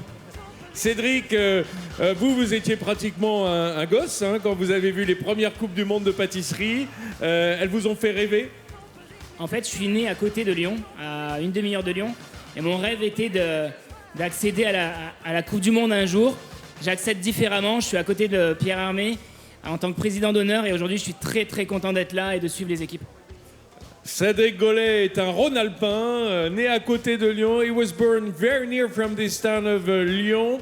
And when he was a kid, he used to come and see this World Pastry Cup and dream about coming one day. Vous pensiez venir peut-être ici, je ne sais pas, peut-être comme candidat, mais en fait aujourd'hui vous êtes président d'honneur, c'est votre place. C'est exactement ma place aujourd'hui grâce à Pierre qui a réussi à me faire venir, m'a demandé tout simplement est-ce que tu as envie de venir à la Coupe du Monde près de moi pour être président d'honneur? Je lui ai répondu rapidement oui avec grand plaisir. Et ben voilà, nous aussi, on a beaucoup de plaisir à vous voir parmi nous et à vous voir déguster. On va vous regarder, hein. On va vous scruter, Cédric GROLET. Pierre HERME, un tout petit mot. Faire venir Cédric GROLET ici, dans cette grande famille de la pâtisserie, c'est aussi ça, l'évolution de la Coupe du Monde de pâtisserie. Ça part du métier, mais on va quand même vers un spectacle international. Il faut que ça soit un spectacle, cette Coupe du Monde. Pour moi, la volonté de faire venir Cédric, elle est ailleurs. Ça veut dire que on a un métier qui est transgénérationnel. Ce métier, il existe avant nous, il existera après nous. Et c'est important, en tant que professionnel confirmé, de passer le relais à d'autres générations. Et donc, c'est symbolique, mais c'est pour ça que j'ai voulu inviter Cédric. Et en plus, parce que j'aime l'homme. Rassurez-nous, vous ne raccrochez pas les gants, Pierre HERME. Vous êtes encore là pour quelques années quand même. Oui, merci beaucoup, j'ai parlé de symbole, donc c'est bien de ça qu'il s'agit. Vincent, Pierre, on est prêt ici. On va continuer avec le show. Thank you very much for that quick interlude. We are actually ready now. I am joined by Richard HAWKE, pastry professional and ambassador of Cap Fruit here in the studio. He's here with me, as well as Sara Scaparone, food critic. We'll talk to her later on, but I'll first start with Richard. So we're about to taste the very first dessert. What exactly did the candidates have to do? What were the requirements for this first one? What it comes down to is the fact that we're looking for chocolate flavors coming through in the tastings.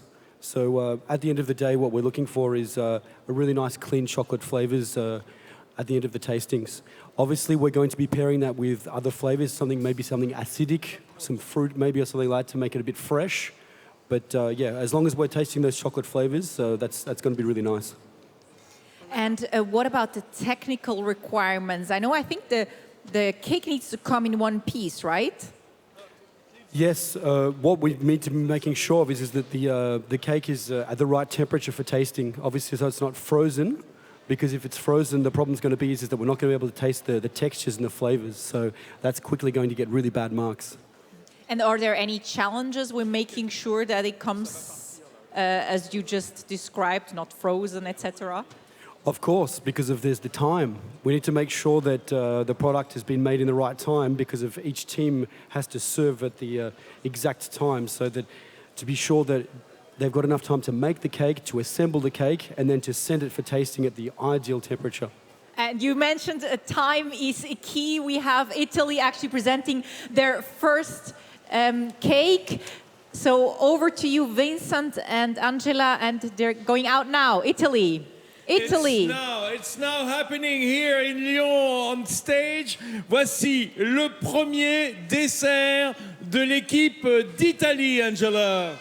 The first dessert of the day here for 2023 for the World Pastry Cup, Italy!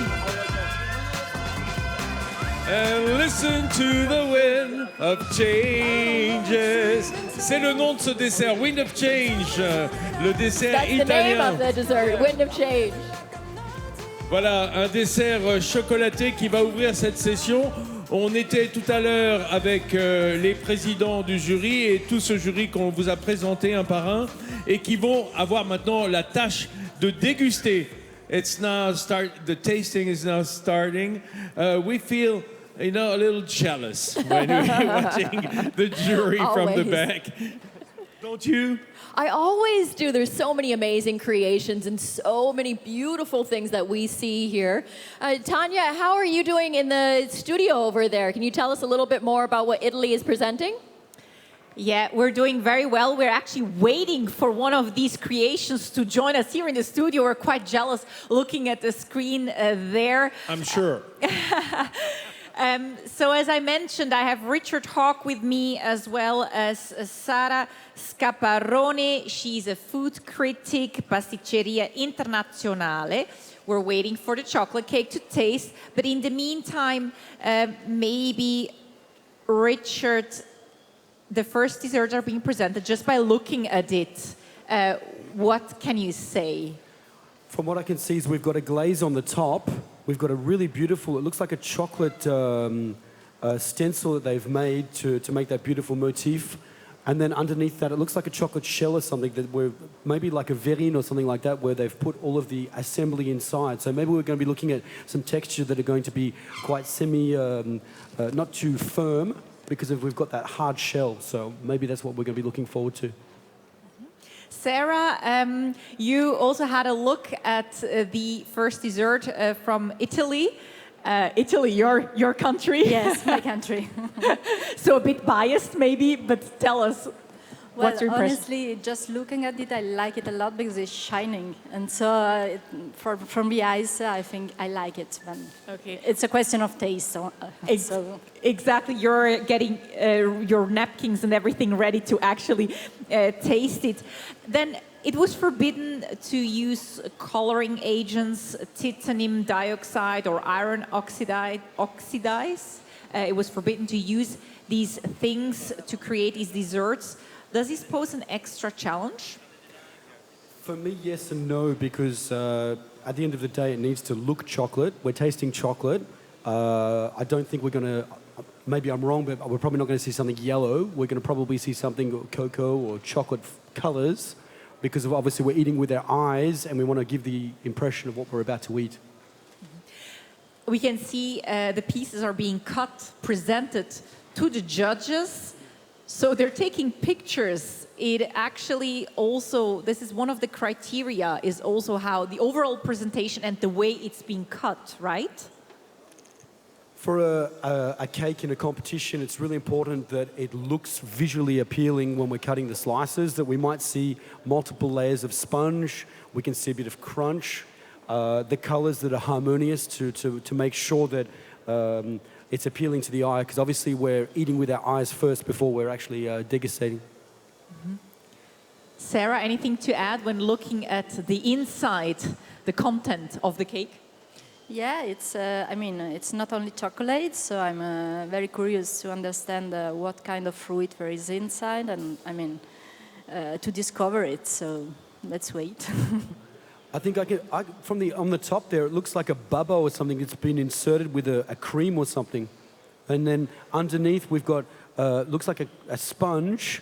After the mousse, but I can also see maybe like a mango passion fruit or some sort of a layer. So we're going to have a fruity combination, like I explained before, with a bit of acidity. That could be great. So chocolate with a bit of fruit. I actually like chocolate with orange bitters.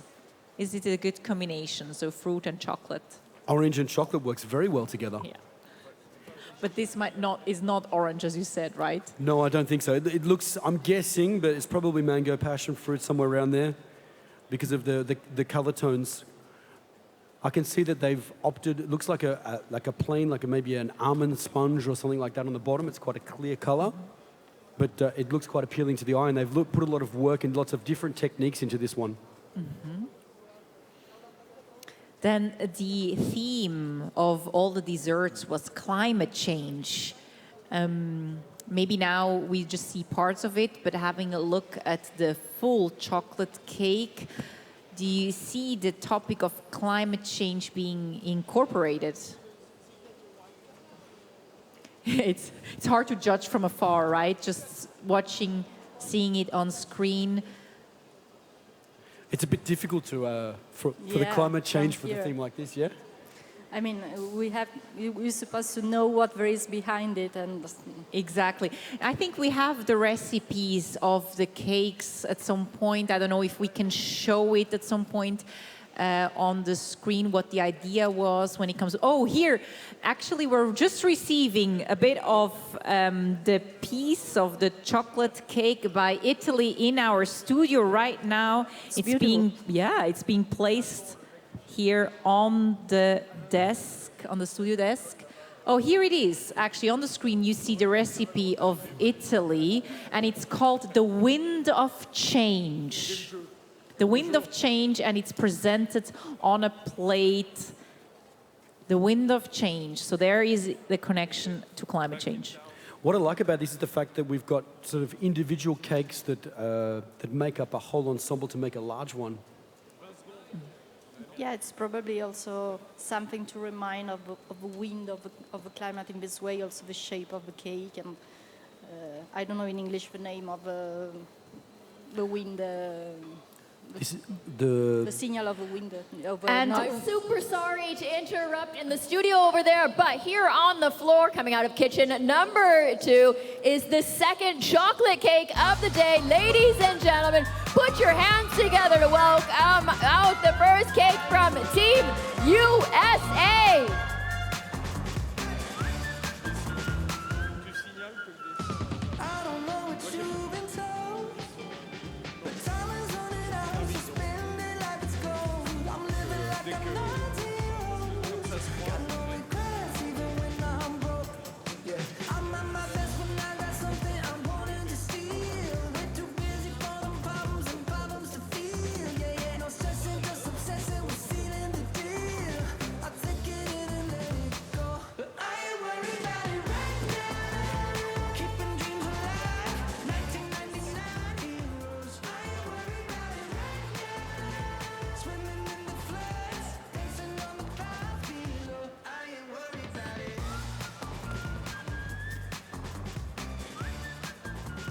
Voilà, pendant que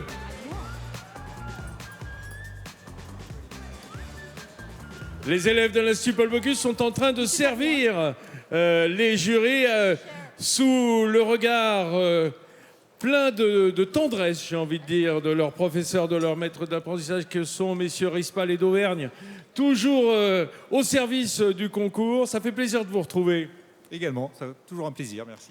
Voilà, avec les élèves venus en grande tenue ce matin pour apporter sur les tables des jurys les assiettes de dessert. Alors, c'est le premier dessert de l'Italie qui a été servi, le premier dessert au chocolat. Et on a maintenant voilà, le jury qui s'intéresse à ce deuxième gâteau qui est sorti des box numéro 2 de l'équipe des États-Unis. Okay. Now, the first chocolate dessert has been served to the jury, and the second one is presented right now. It's the chocolate dessert of Team USA, La Marée.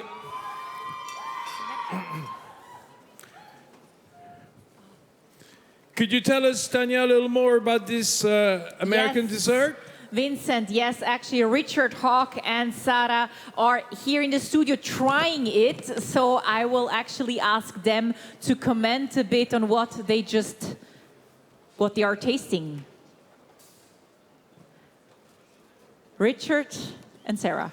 Sorry, I've got my mouth full. Mouthful of chocolate. My first reaction is that the combination of textures is really amazing in this one. There's an exotic jelly inside, a light chocolate cream. Like I said, there was a baba on the top that's been lightly soaked. There's some cocoa nibs.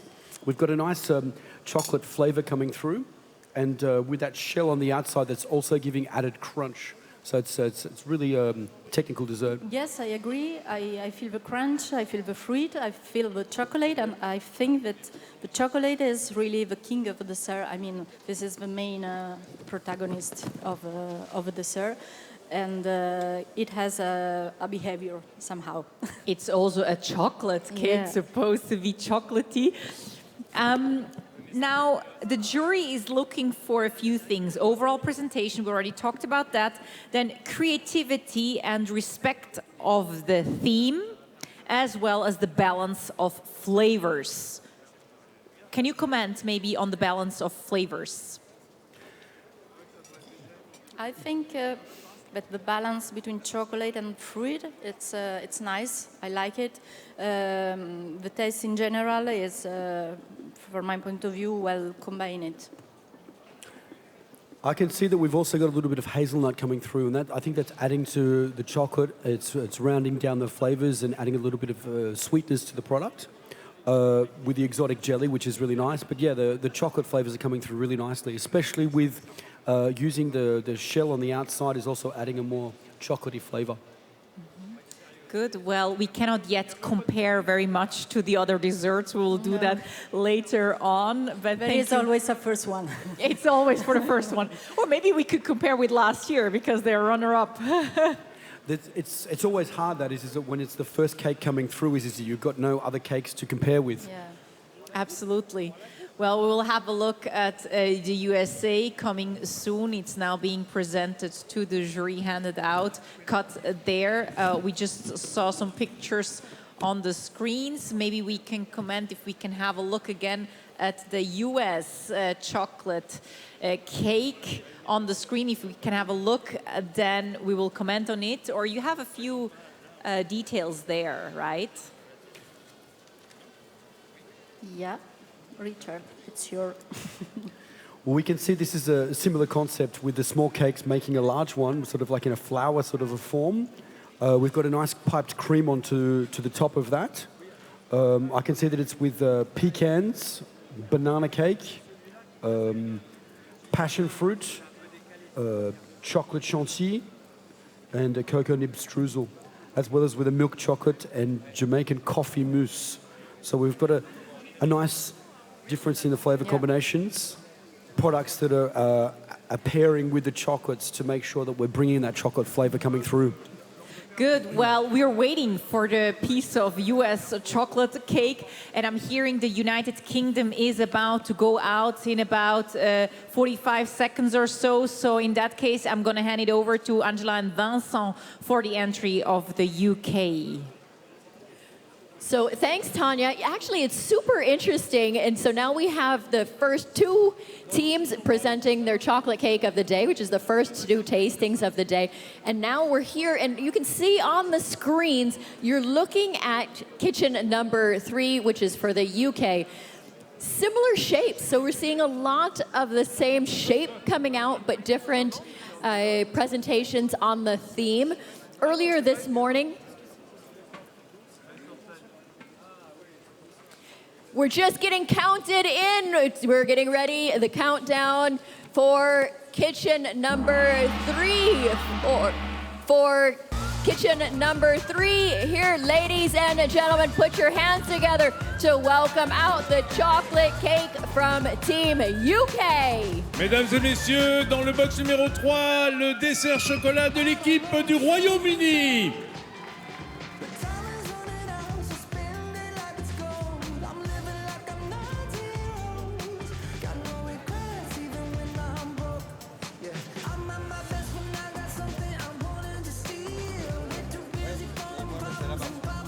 Voilà.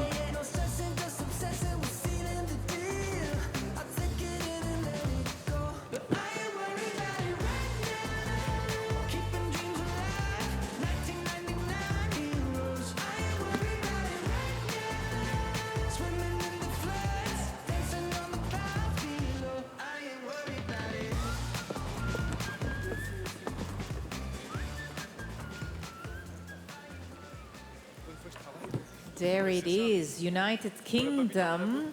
But in the meantime, we received the cake from the US. Richard HAWKE and Sarah Scaparone are digging in. Mare Noir is the name of the cake. We have it here. And actually, I also got a piece this time, so I'm gonna taste it as well. I give a few seconds to Richard and Sarah to just taste the cake before they comment.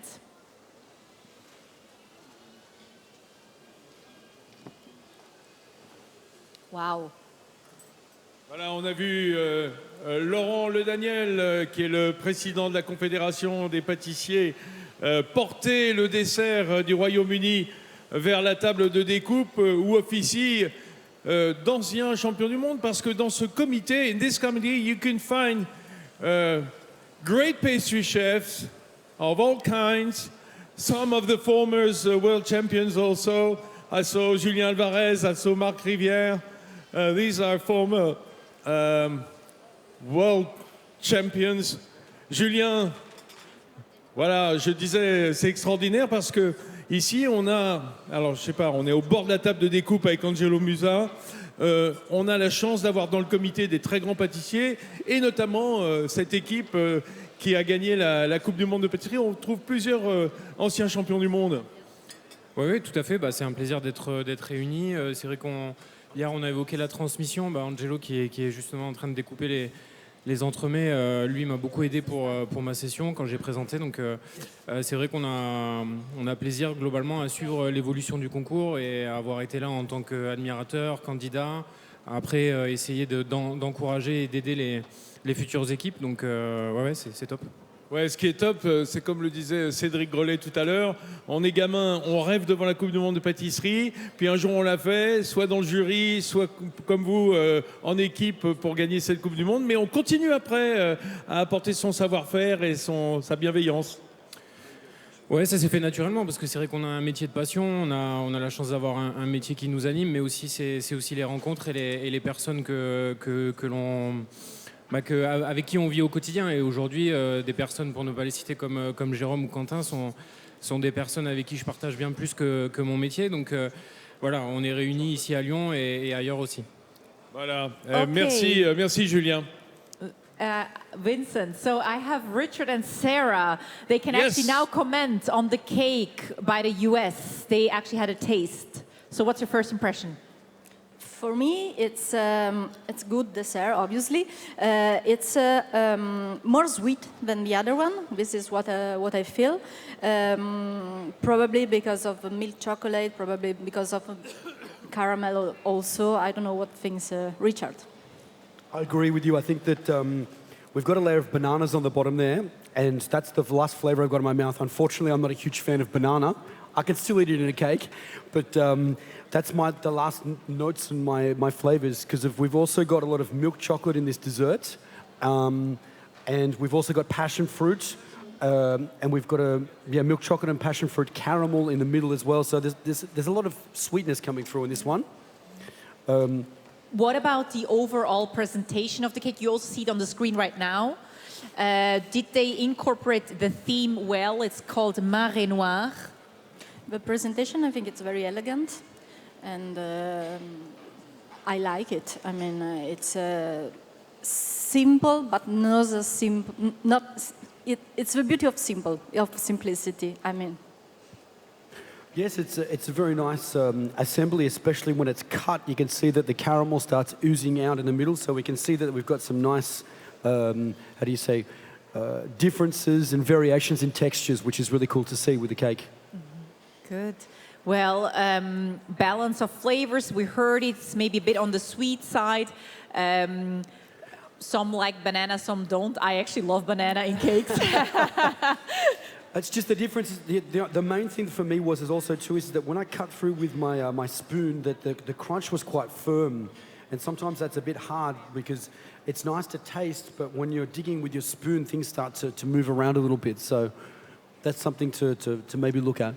From my taste, and from a taste point of view, I think the fruit in this case is less, is more sweet in general. It's less strong than in the other one. Good. Well, we actually just received the cake by the UK here in the studio. Let's take a look at it.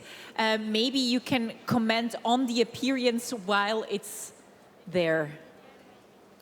We can see here is that we've got a cake with, I think it's called a roulade that we've got here that's been printed on the edges. There's also another, it's been used with a stencil on the top to get that beautiful motif coming through.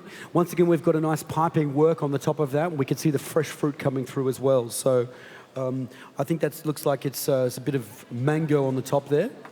Mango and passion fruit compote.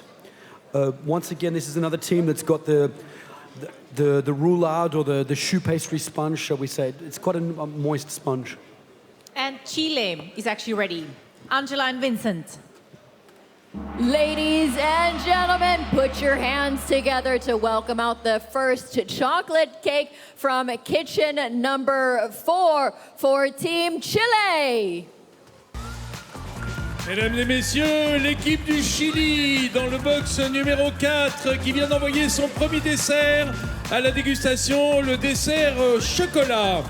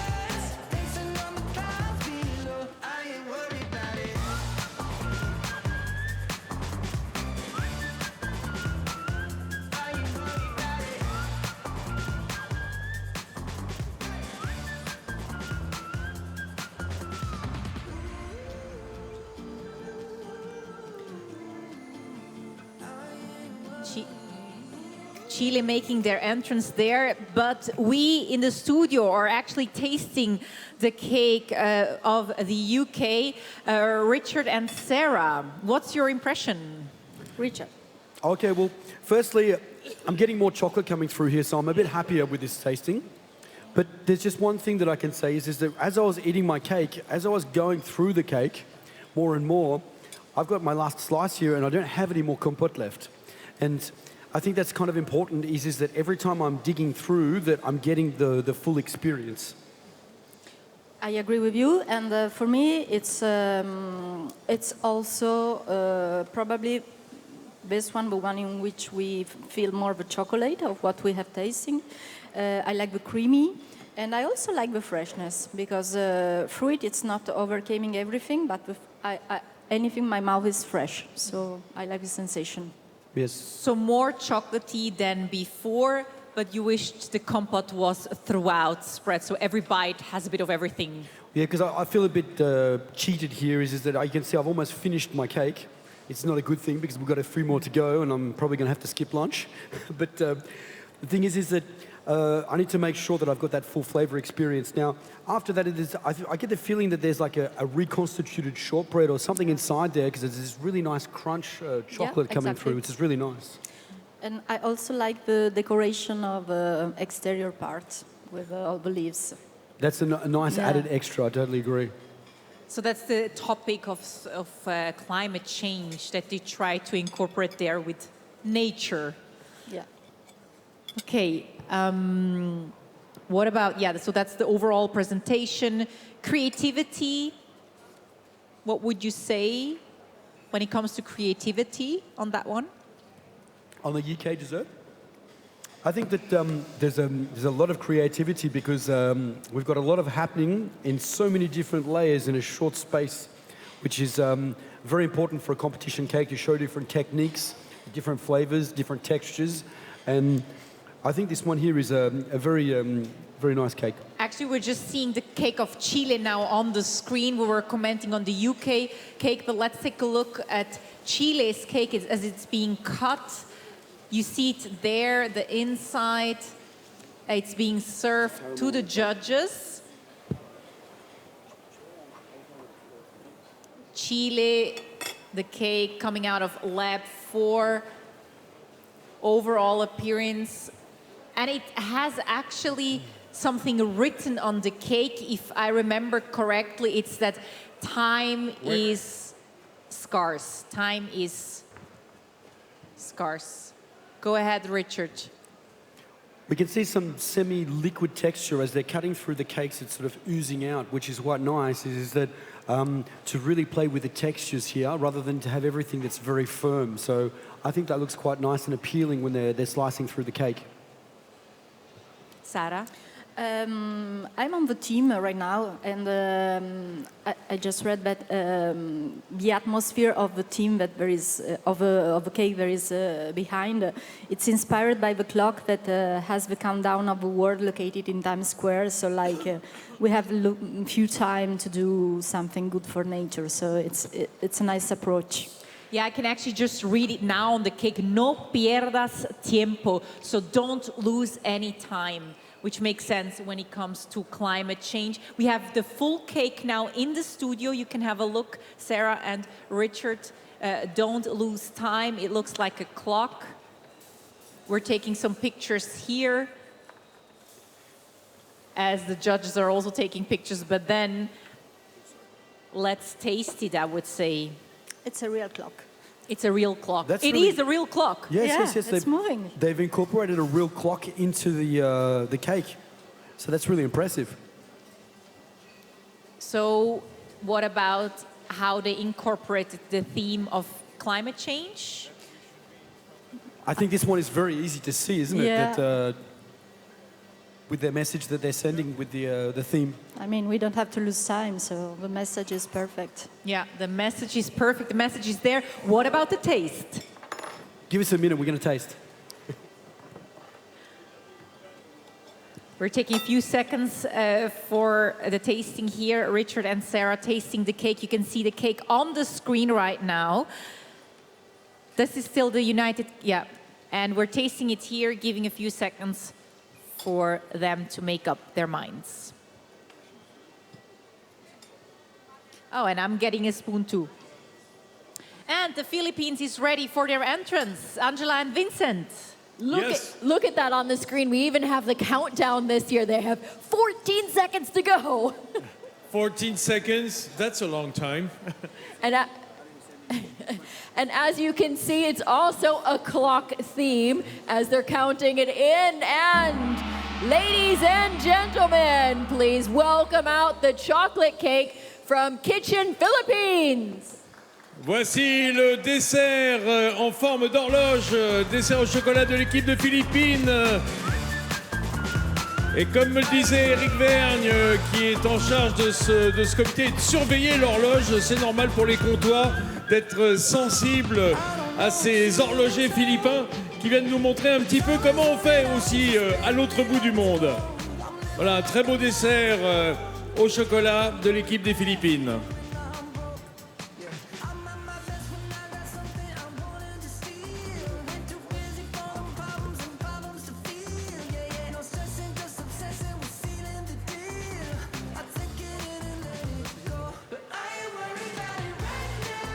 Have you seen, Angela, that it's moving? There's a little engine inside.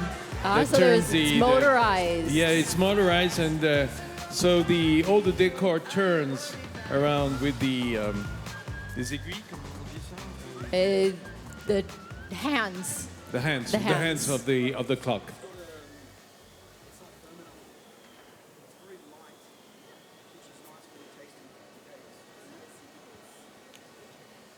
Voilà, on est ici sur scène. Peut-être certains d'entre vous se sont demandé pourquoi il y avait un box vide derrière cette partie du jury. Il faut savoir qu'il était normalement attribué à l'équipe d'Égypte qui a eu un retard dû à son déplacement et qui viendra demain. The Egyptian team will be here tomorrow to compete. Exactly. So we'll have a little bit of a gap, and I think it'll allow some of the tastings to continue on and have a bit more time to give us some information about their opinions of what they think as they're doing the tastings. Uh-huh. Yeah. Pendant ce temps-là, le jury est en train de déguster le dessert de l'équipe du Chili. C'est maintenant terminé. Yeah, we actually still have our commentators here in the studio tasting the Chilean cake. So let's get your opinion on it. Go, Richard. Okay, well, this one here is a nice light cake, very fresh. But the main thing I'm a tiny little bit disappointed about is that I'm missing the chocolate. So it's supposed to be a chocolate cake. It's a very nice cake, but not chocolatey enough for a chocolate cake. For me, it's a bit too much sweetie, probably. I feel the hazelnut quite a bit. The fruit, it's okay. The chocolate, it's okay. So it's pretty much the same taste. Yeah, it's a nice cake. Yeah, it's nice. I don't think we could say that it would be going under the chocolate category, unfortunately. But they get extra points for the theme. The theme was super. Yes. So we win some, yeah. We balanced. Good. Well, we're ready then for the next cake. We can see Philippines is being served to the judges. And maybe we can have a look at the screens. You're seeing the cake of the Philippine team. Has the clock, this one also. It seems. It seems like a clock? And their clock is turning as well, but just in a different way. It's not a real clock, it's just rotating. That's quite a nice movement as well. It's always a question of time. This we have understood. It's always a question of time, absolutely. Then you see it's being cut. You can see the inside of the cake. Oh, now you see the clock on the screen. What is that made out of on the top? This at the top here is an opaline, which is basically we cook the sugar, we cool it down, and then we blend it up in the RoboCoupe or in the food processor to make a powder, and then we can sift that onto a stencil. That stencil is normally on a silicon mat, and then we can put that into the oven at 160 degrees or 170 for 2 or 3 minutes, and it just melts.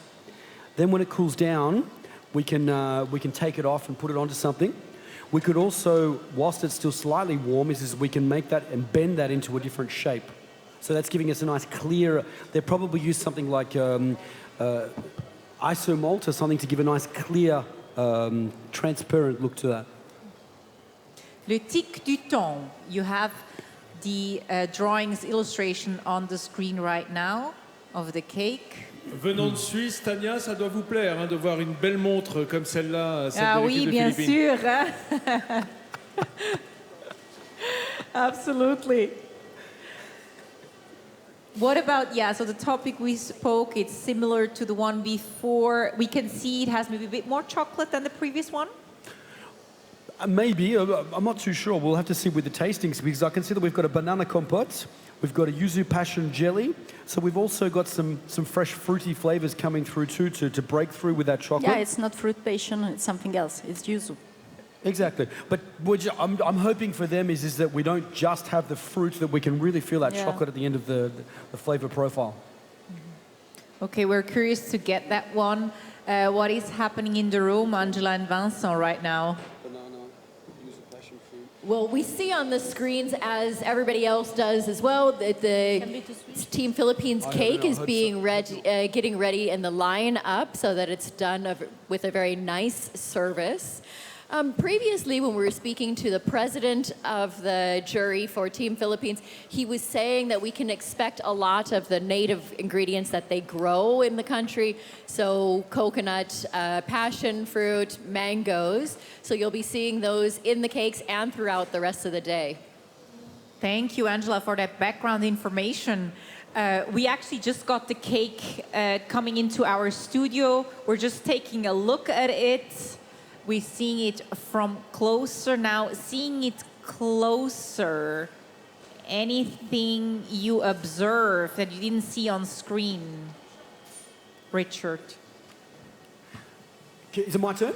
Do you see anything, no, looking at it? Oh, actually, I'm sorry, you're just receiving a piece of cake, but looking at it, at the full cake, anything to observe in particular? We can see a lot of gold on this one. They've actually they put a bit of luster dust, gold powder into their cocoa glaze, so it gives it a bit of a shine. That has also been added on top of the chocolate decoration. So we can see there's a fair bit of work here on the finished product. I mean, gold and clocks are always together, so... A very luxurious cake, I would say. Well, let's dig in, because we got a piece here in the studio now to try. Very interesting here is that they've sprayed a chocolate texture on the top, and then we've got a glazed texture, so we've got two different textures coming through, which is interesting. Well, let's try then.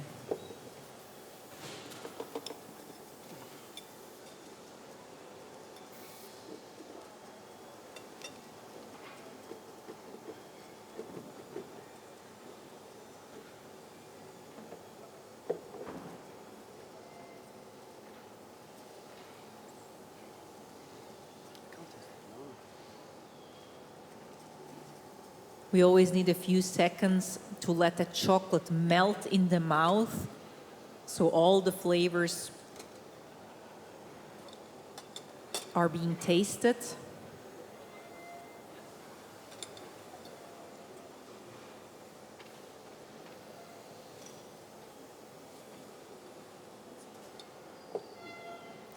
Sarah, what's your first impression?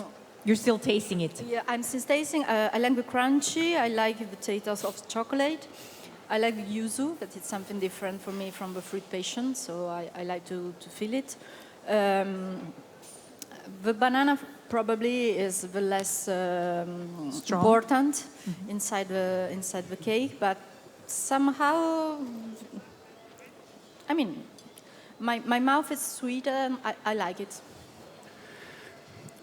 I can see there's a lot of work coming into the different flavors in this one. I can just reading the information sheet opposed to what I'm tasting, because I'm not sure if the jury has the same as us, but I can see that there's flavors written in the information sheet. I can't taste the banana coming through too much, and also I've got a nice chocolatey flavor coming through, but I just think that there's lots of work in here that sometimes I can't always feel the flavors coming through with the degustation, shall we say. So a lot of effort that was put into the cake, but maybe doesn't fully come through. I can taste the yuzu at the end of the tasting. That's very present in the cake, but I can't taste too much of the banana. So the yuzu is taking a lot over the flavors, because yuzu is a very strong and very acidic flavor, which works really well with chocolate. So that's always a good option. But just to try and make sure that the story that you want to tell with the cake is coming through in the tasting. The sweet that I feel can be the caramelized pecan. What do you think? Yes. We've got some pecans to have a bit more texture coming through as well, which is really nice as well. I like it. Yeah. So if there wasn't written on the recipe that banana is in there, would you care?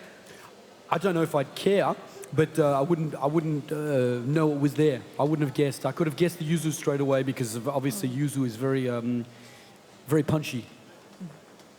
Yeah, something sweet, but probably not recognizing banana.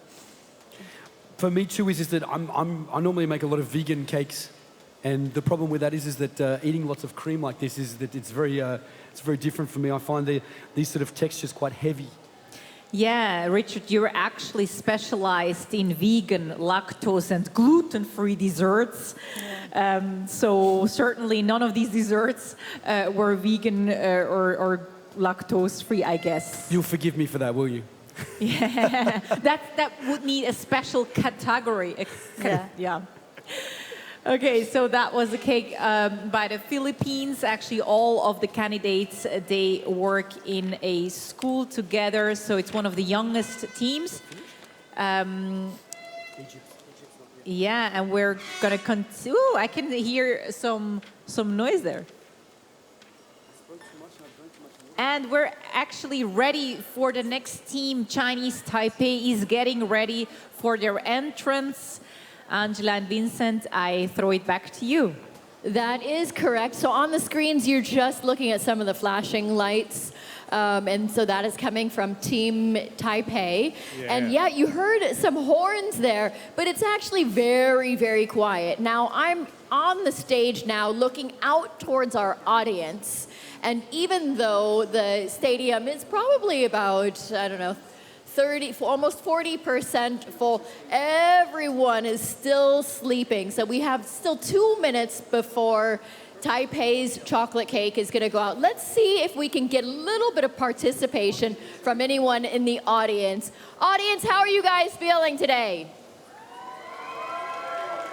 Not bad, Angela. Pretty bad. I think it's pretty bad. Not so bad, considering that it's early. Still early in the day. It's early, it's winter time. People haven't warmed up yet. Okay, so let me see. Audience, how are you feeling today? Nice, that was pretty good. Very high-pitched though, very feminine. Really, only the girls are shouting. Have you seen what's going on here? The pastry chef, this chocolate pastry chef, is working on a seahorse-shaped sculpture. Have a look at this job. He's trying to stick the tail of this animal right now. So this is some special joinery, and of course it's not done with woodworking, it's done with chocolate. It has to be all edible, so you can use nothing else than the edible things, you know, edible glue or... And I love that this year everything's going to be donated as well. That's fantastic. These nice little touches on sustainability as we're moving forward. It has to be. It has to be in a way. Have you seen the dessert? I have seen the beautiful, dessert. Isn't it? It's lovely. So they have 28 seconds left on the clock before they're going to present. What does it say below? I can't... Nice... Attention, mesdames et messieurs, on vous a vu, vous êtes très en forme dans le public. You are really in great shape. Less than 10 seconds. We're getting counted in. Ladies and gentlemen, welcome out the chocolate cake from Taipei. Voici venir maintenant le dessert au chocolat de l'équipe de Taïwan qui est représenté en ce moment même au premier membre du jury. Voilà l'équipe de Taïwan qui a une présentation de son dessert absolument incroyable avec des petites lumières vertes sur le thème très marin cette année. It tastes like chocolate, but it looks like seafood. That's cute.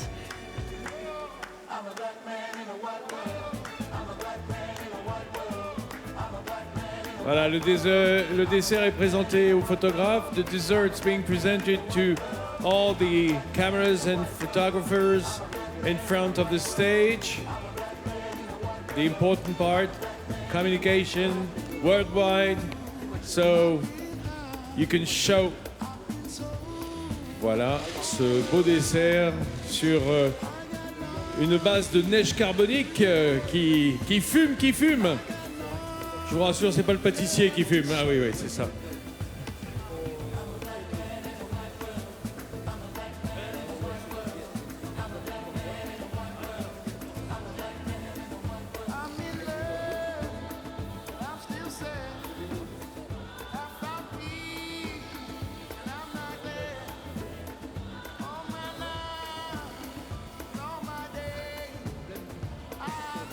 sortir. Et là.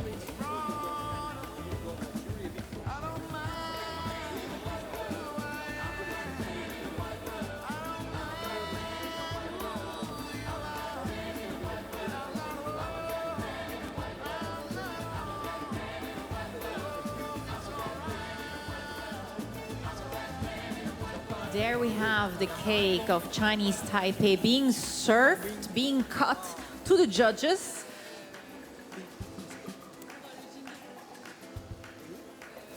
We are looking at it, observing it.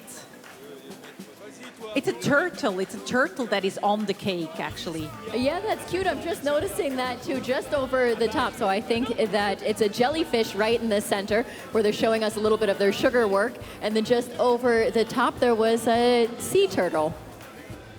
Richard and Sarah, what's your first impression of its overall appearance? Well, about the team, it's ocean, it's tortoise, so it's jellyfish. It means it's a symbolic love for the ocean, and also the single part are all tortoise. So I think the team is nice. What I can say is that it's very similar as opposed to a couple of the other desserts that we've seen. Is that they've made a little chocolate cup, and they've assembled the dessert inside that cup. Which is quite interesting, is that to be able to play with the textures, I'm sure we're going to have a nice crunch from that. And we've got a shortbread, something that looks like a shortbread base on the bottom there too, so it's going to give us a nice sort of a sandy crunch as well.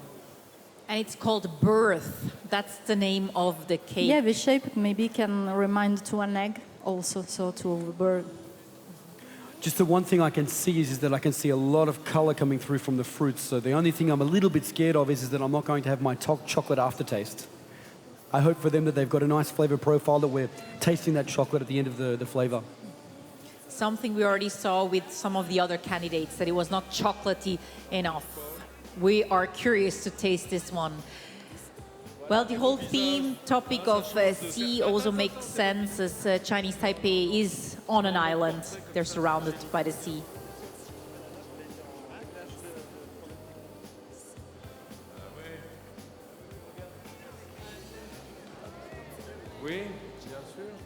And there they are ready to be served. The judges are receiving a piece of cake, chocolate dessert called Birth by Chinese Taipei. Many of the judges first taking pictures. I've seen you, Richard, and Sarah also taking some pictures, so that seems very important to you. First of all, it's memory. For Instagram. Yeah, no, for everything. Also for writing. For inspiration? True, yes. as well. And it's also more easy to compare at the end. So. And here now we are also being served a piece of the cake by Chinese Taipei. And of course, Sarah and Richard taking their phones out, taking pictures as well. The phone eats first. The phone eats first. I can actually see that the judges also get the recipe. They have it in front of them, so they know what the dessert consists of.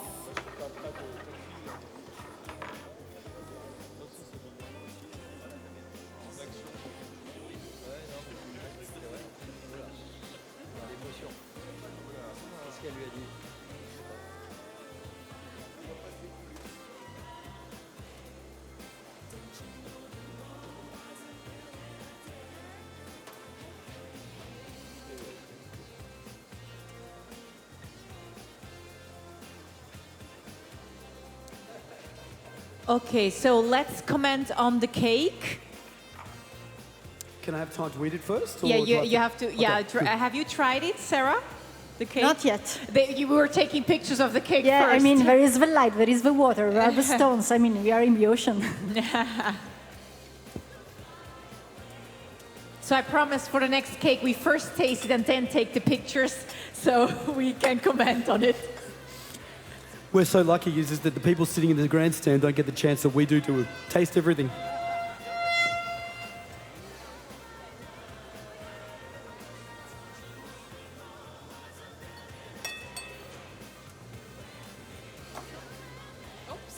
What happened? I tried to eat it with one mouthful, but it didn't work, so we'll see how that goes for the second one. Let's say I really like the crunchy stuff, first of all.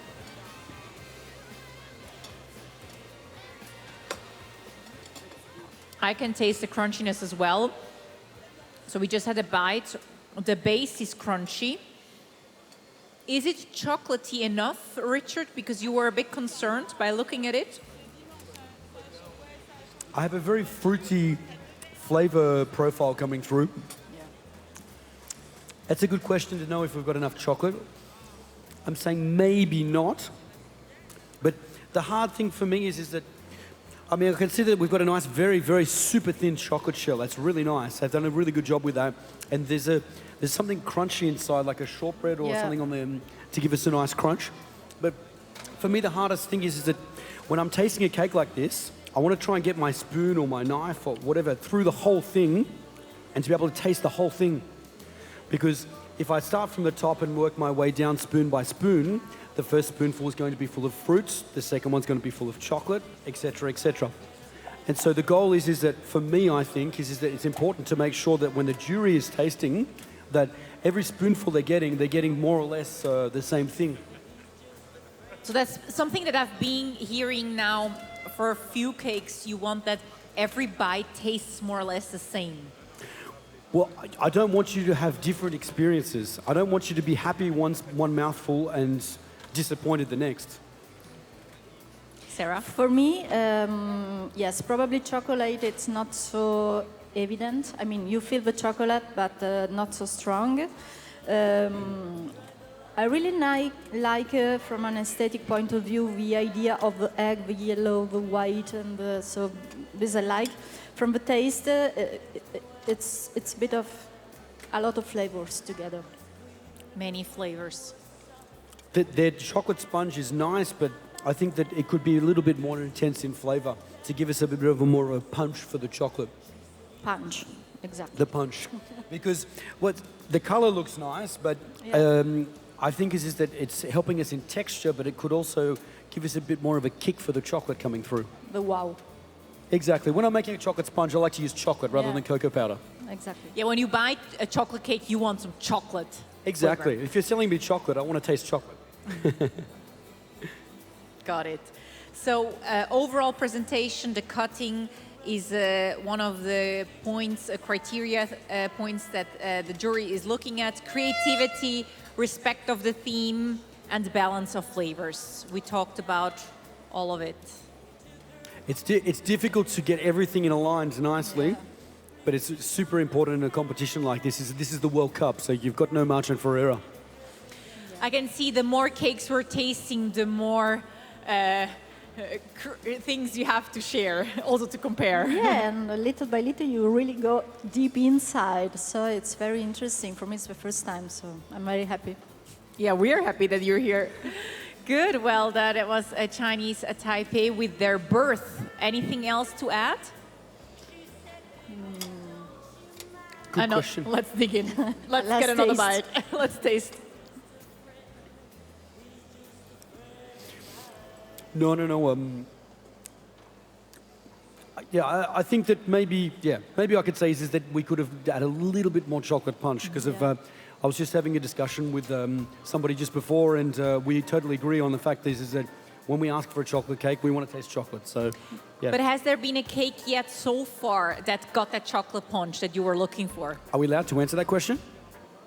I didn't understand the question. So all the cakes that we had so far. Yeah.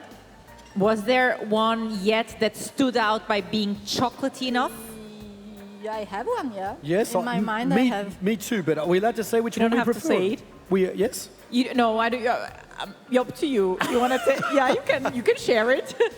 I don't say. Okay. Oh, okay. Well, I'm going to say. For me, I like the UK one.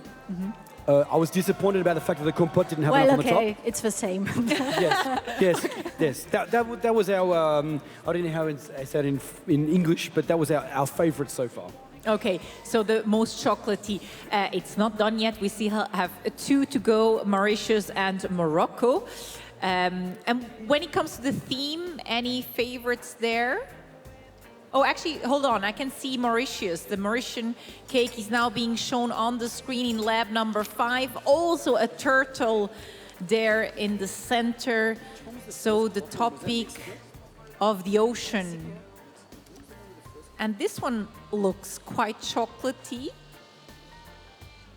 But I let you judge the appearance. Yes, thanks, Tanya.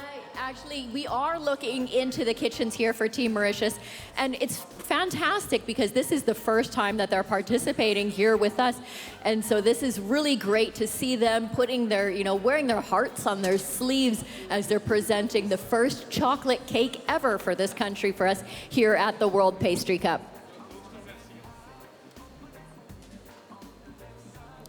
Thank you, Angela. Richard and Sarah, now we can see the cake on the screen. Yes. First impression when it comes to appearance? I can see we've got lots of, it's almost like a millefeuille, we'd say in French, with the different layers. We've got a lot of piping work here, which is quite technical. And that's important to make sure that that's nice and clean and nice and neat. And then on top of that, the final, it looks like a chocolate sheet that looks like it has a transfer sheet on top of that to give a nice motif with the turtle in the middle to finish that off. Mauritius at sea, so I think that it's not only something connected with the team of the competition, but also about, with the land and from where we are coming. Absolutely. Mauritius has a few, so actually they're just serving the cake in about a few seconds. So Angela and Vincent, I hand it over to you. Yes, and I'm going to ask, ladies and gentlemen, please make a lot of noise to welcome Team Mauritius into our World Pastry Cup family as they present their very first chocolate cake. C'est parti pour l'équipe de l'île Maurice, l'envoi du dessert au chocolat.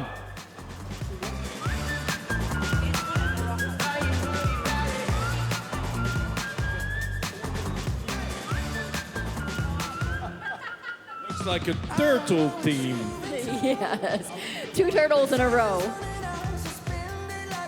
Voilà, ce dessert au chocolat sur le thème de la tortue de mer, hein, évidemment, puisqu'on est à l'île Maurice, qui est en ce moment même transporté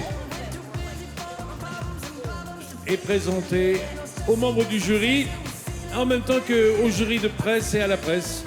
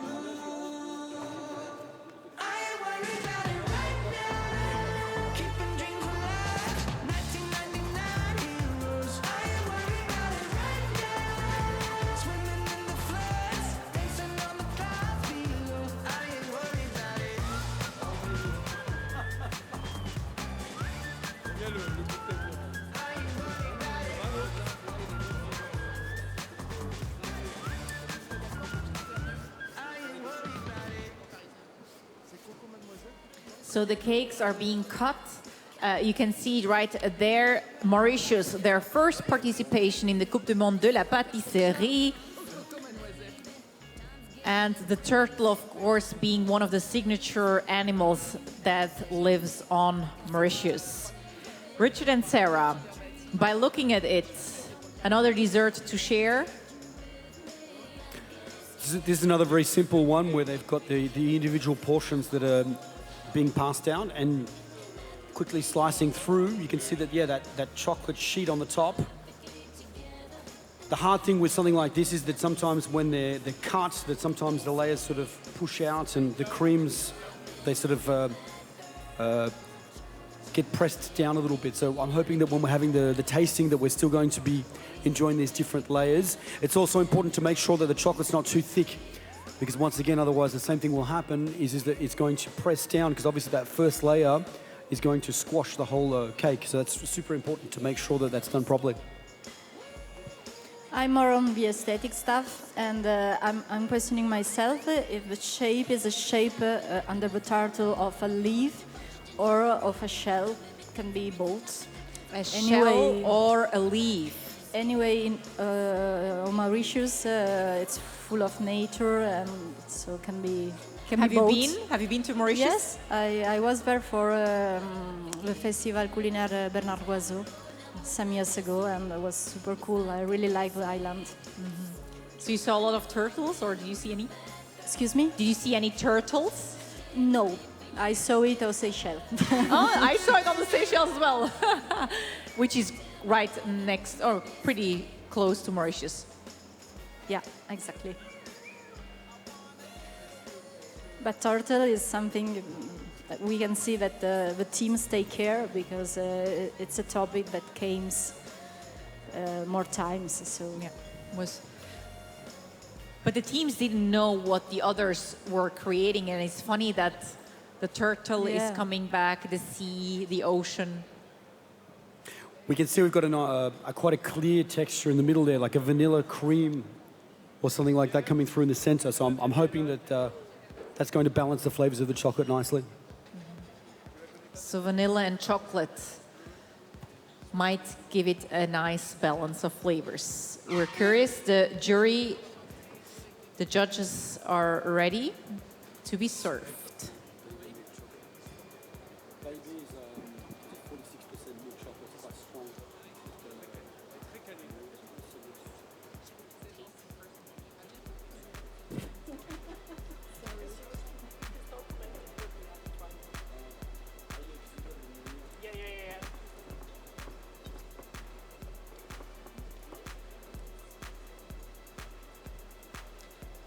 Alors évidemment, ce qui est extraordinaire sur cet espace scénique, pour ceux qui ne sont jamais venus, c'est la concentration du jury, de tous ces pâtissiers venus de 24 nations pour déguster aujourd'hui les desserts qui sont servis dans cette compétition internationale, et de voir que chacun maintenant, vous me direz c'est assez naturel, prend des photos avec son téléphone portable des gâteaux qui lui sont présentés d'une manière je dirais professionnel, à la fois pour se souvenir au moment de la notation des gâteaux qu'ils ont vus, qu'ils ont pu goûter, parce qu'évidemment l'image renseigne sur ce qu'on a goûté, mais également pour leur propre compte de réseaux sociaux, pour leur propre album de photos, et aussi pour s'en inspirer, puisque chacun des pâtissiers qui sont là le disent, la Coupe du Monde c'est à chaque fois une avancée technique qui nous permet de trouver des nouvelles façons ou des nouveaux designs, des nouveaux graphismes pour nos pâtisseries, que l'on soit pâtissier de restaurant, que l'on soit pâtissier boutique ou même formateur de pâtissiers. Et c'est ce qu'on peut apercevoir ce matin, la grande concentration, la rapidité. Il faut être tranchant, il faut goûter vite et bien pour pouvoir noter dans la foulée les desserts au chocolat qui représentent la première épreuve de ces 3 sessions de la Coupe du Monde. So here we are at the last kitchen for the day. So this will be the final chocolate dessert. But don't worry, there's going to be plenty that is still coming out throughout the rest of the day. We're about 5 seconds away. Ladies and gentlemen, put your hands together to welcome out the chocolate cake from Team Morocco. L'équipe du Maroc qui va immédiatement envoyer son dessert au chocolat à la dégustation, et c'est parti.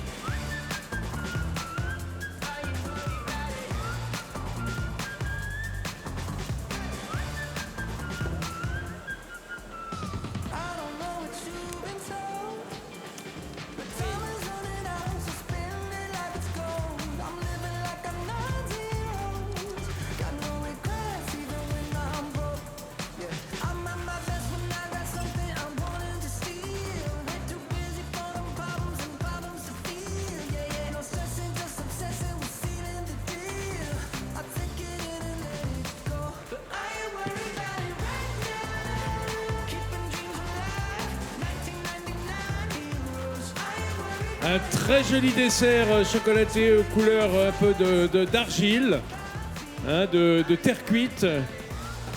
Pour ce dessert marocain, les couleurs de l'Atlas.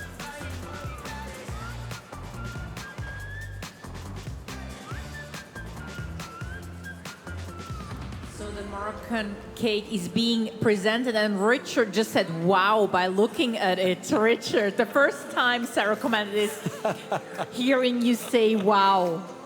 We've got a certain amount of elegance with that center piece of sugar, but that lace sort of a finish that typical of Moroccan, because I used to live in Morocco, so that gives me back good memories.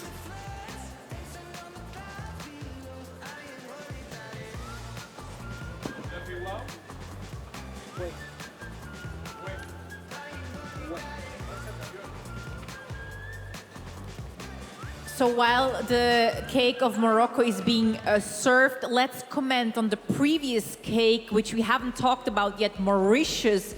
We just tasted it.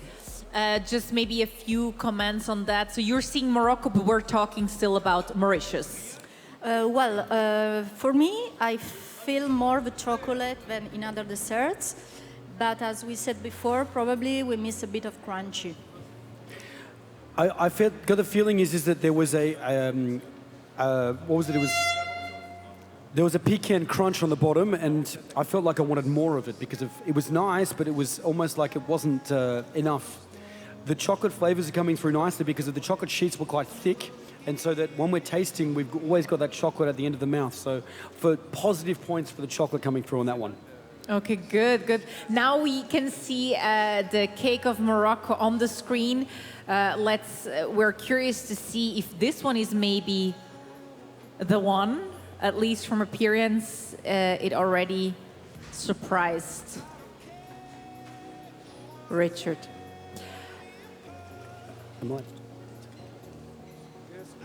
I can see this one here is quite high as well, so I'm hoping that we can dig through and get a really nice flavor profile of the ensemble, because the lacing on the top there is giving really beautiful for the eyes, isn't it?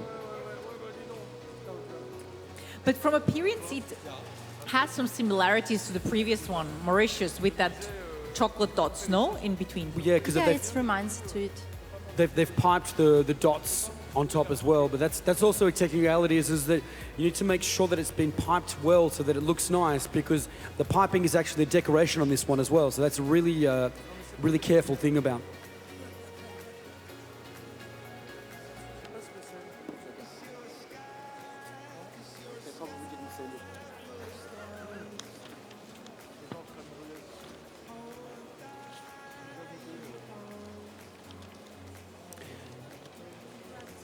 And on top of that, we can also see some fruit.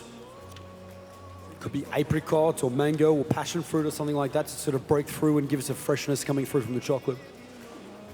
So you, as being specialized in vegan, lactose-free and gluten-free desserts, what do you use then, you know, instead of, let's say, cream?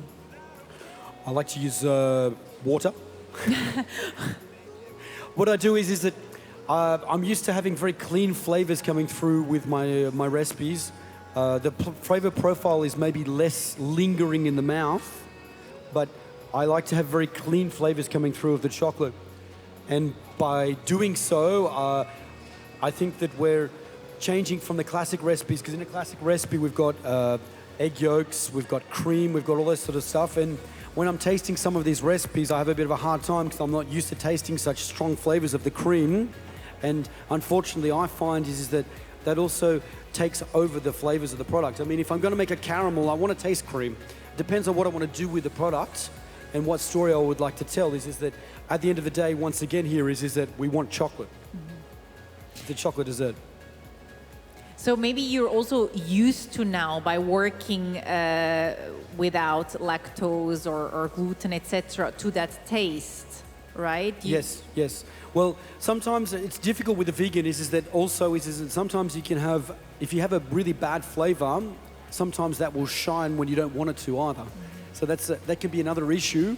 But in the majority of the time, the positive side of things is that working with the recipe like that is that we got cleaner flavors coming through.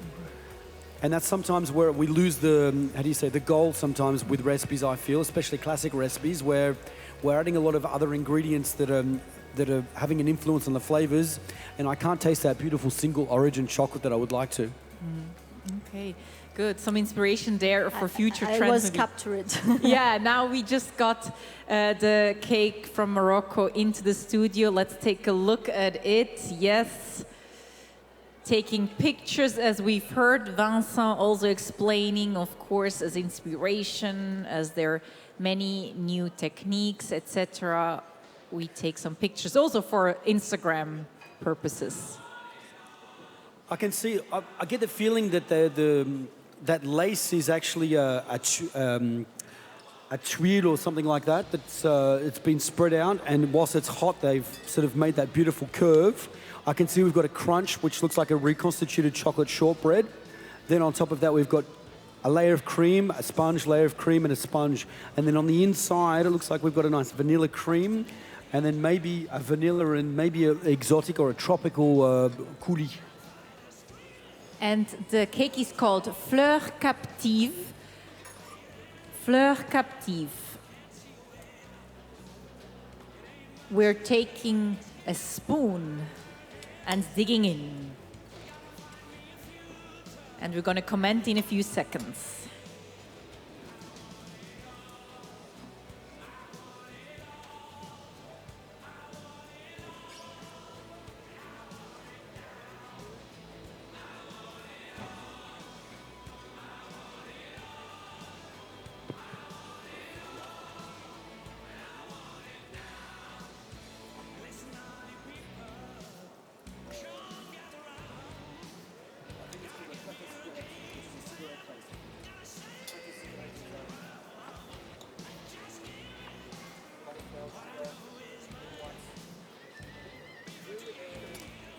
Okay, so we had a bit of a taste here in the studio. Richard, your first impression was wow, but now? I'm going to say I was more happy with the visual as opposed to the flavors. It's chocolatey, but yeah, I've got that fruitiness coming through, but I don't know, I'm not quite sure where I think it's missing the mark here. It's a bit hard for me to say exactly what I would have liked to have changed, because we've also got this layer of, I don't know what it is, like a yogurty sort of a vanilla flavor coming through. And I get the feeling that that's affecting my chocolate flavors. I also find that the crème, the chocolate cream that they've made is quite heavy as well. Also for me, for the taste, I feel the chocolate, I feel a lot of fruit. Maybe the fruit overcame the chocolate.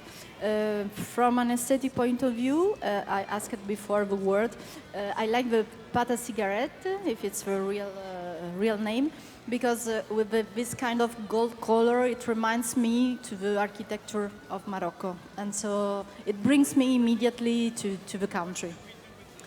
Great. Well, Richard and Sarah, thank you very much for being here and commenting on this very first tasting dessert au chocolat. Thank you very much for being here in the studio. We're actually going to have an interview with Valrhona, one of the main sponsors, with Eric Marchisio, the General Director. And in the meantime, let us present you our main partner, Valrhona. Together for almost a century, together with cocoa producers, artisans, and all chocolate lovers, we have been moving the needle for a fair and sustainable industry and for creative and responsible gastronomy. Beyond words, we believe in actions. 100% of Valrhona's cocoa can be traced back to the producers. As a certified B Corp, we are committed to improving every day. We accompany artisans of good taste in creating works of art with the most beautiful material and to be actors in the sustainable and committed gastronomy of tomorrow. Together, good becomes better.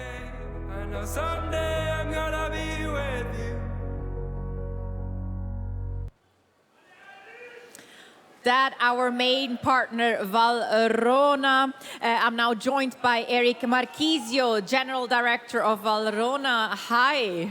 Hi, nice to see you. Nice to see you too. Thank you for joining us.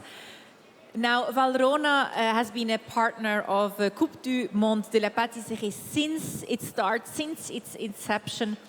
Why did the brands believe in this competition? Why did you want to partner from the beginning on? So Valrhona has been founding the competition Coupe du Monde de la Pâtisserie since '89, so that's over 30 years now. The most important thing for us is to be near the profession, near the artisan, near the restaurant, all around the world. And we have been developing a Club Coupe du Monde in every single country in order to promote good chocolate and modern pastry. And that's a great opportunity. I think this is the best competition worldwide on pastry. Absolutely. The one and only, actually, World Cup, we would say. We just saw a few images now on the screen of the chocolate sculpture being done right now. You can see it there. They're using Valrhona products as well. Also, the chocolate cake used Valrhona products. How happy are you by what you've seen so far? Oh, I didn't have the opportunity to test anything, but we have seen very nice works.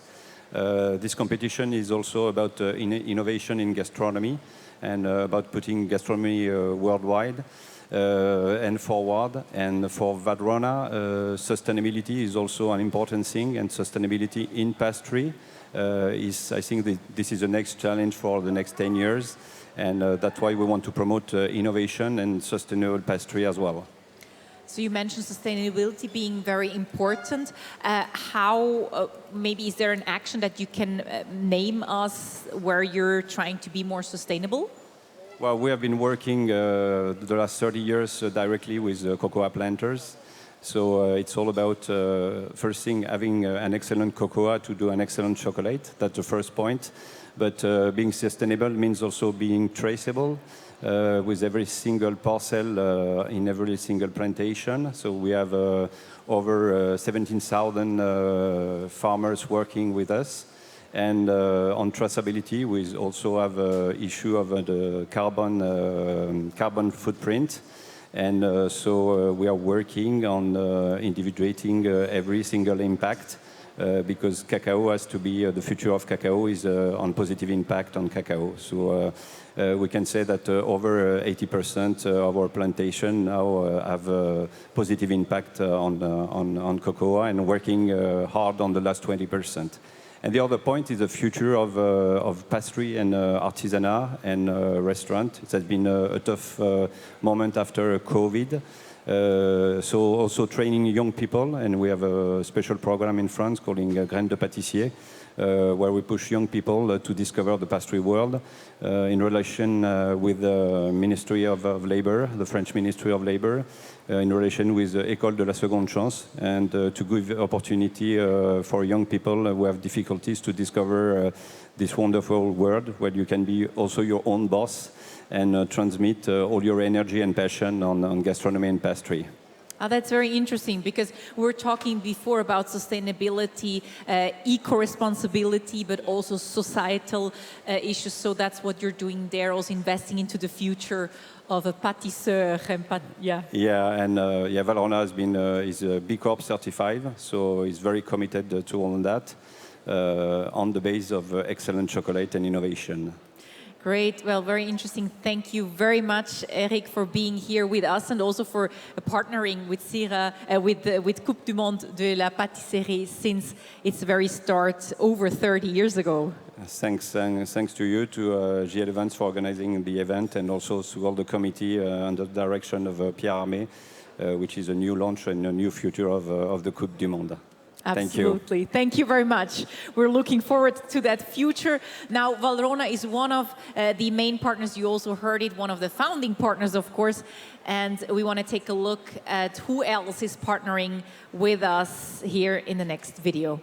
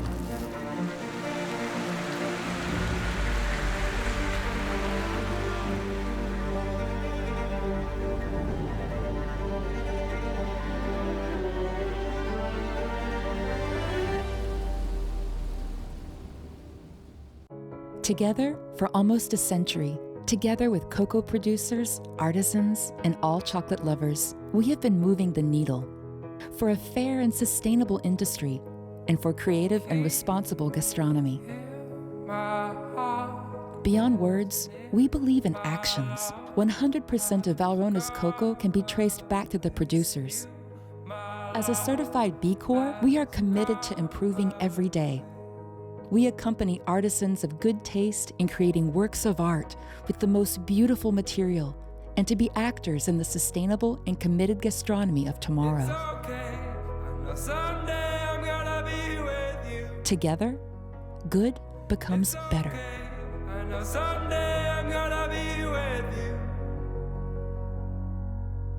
Your hands.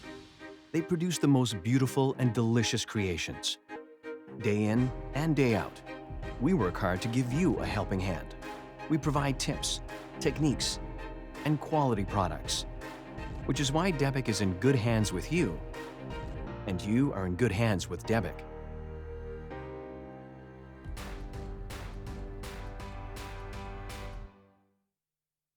DEBIC, made for professional hands.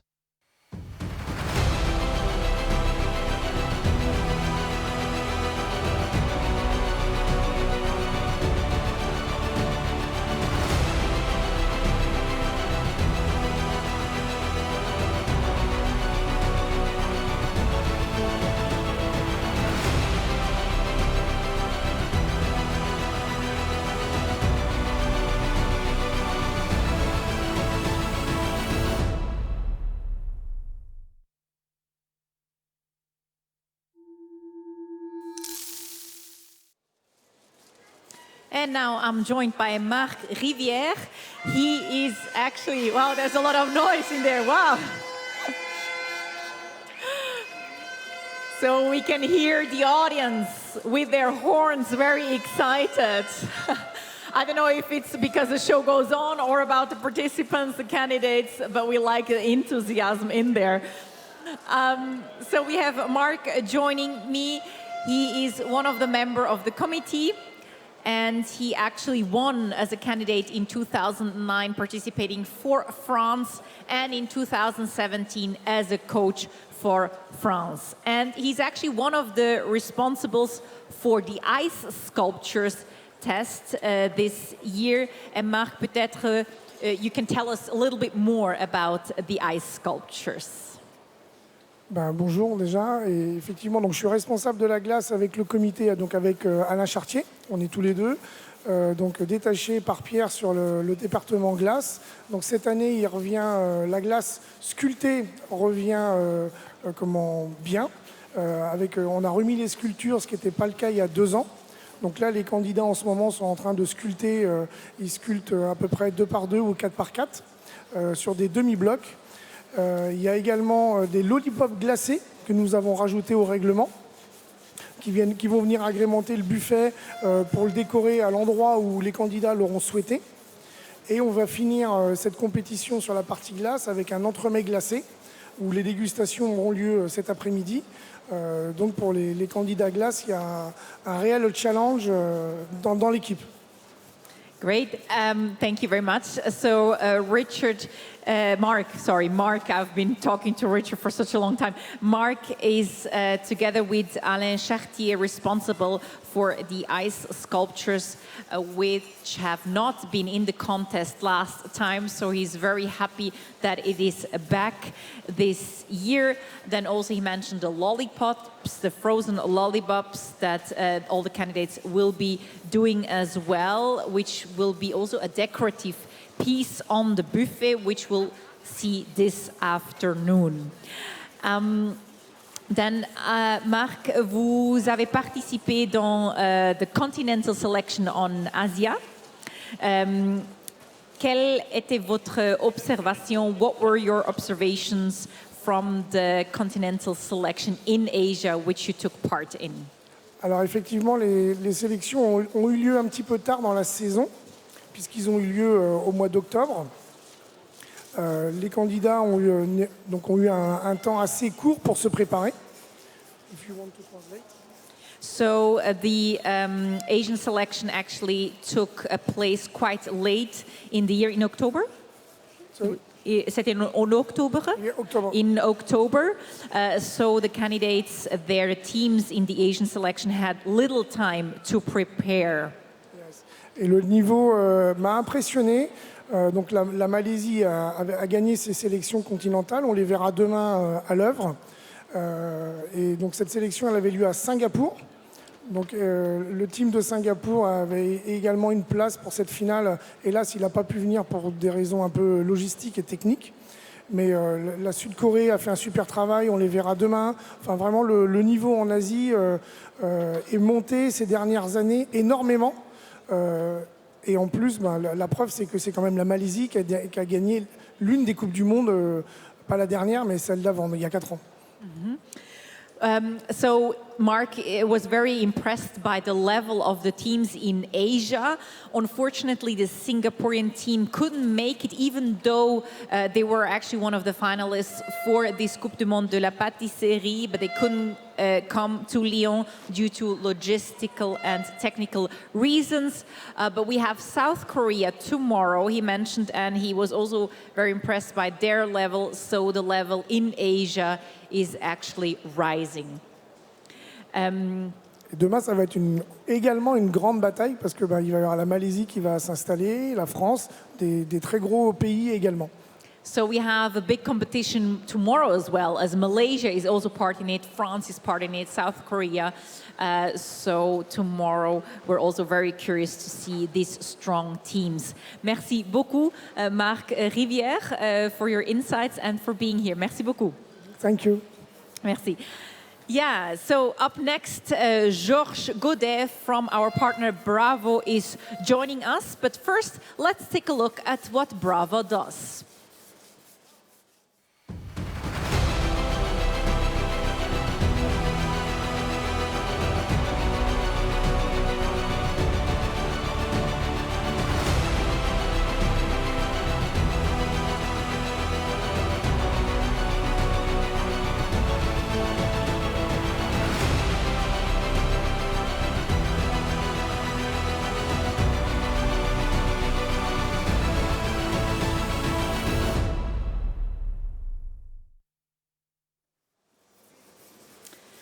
So, Bravo produces machines for dessert sectors such as ice cream machines, and I'm now joined by Georges Gaudet from Bravo.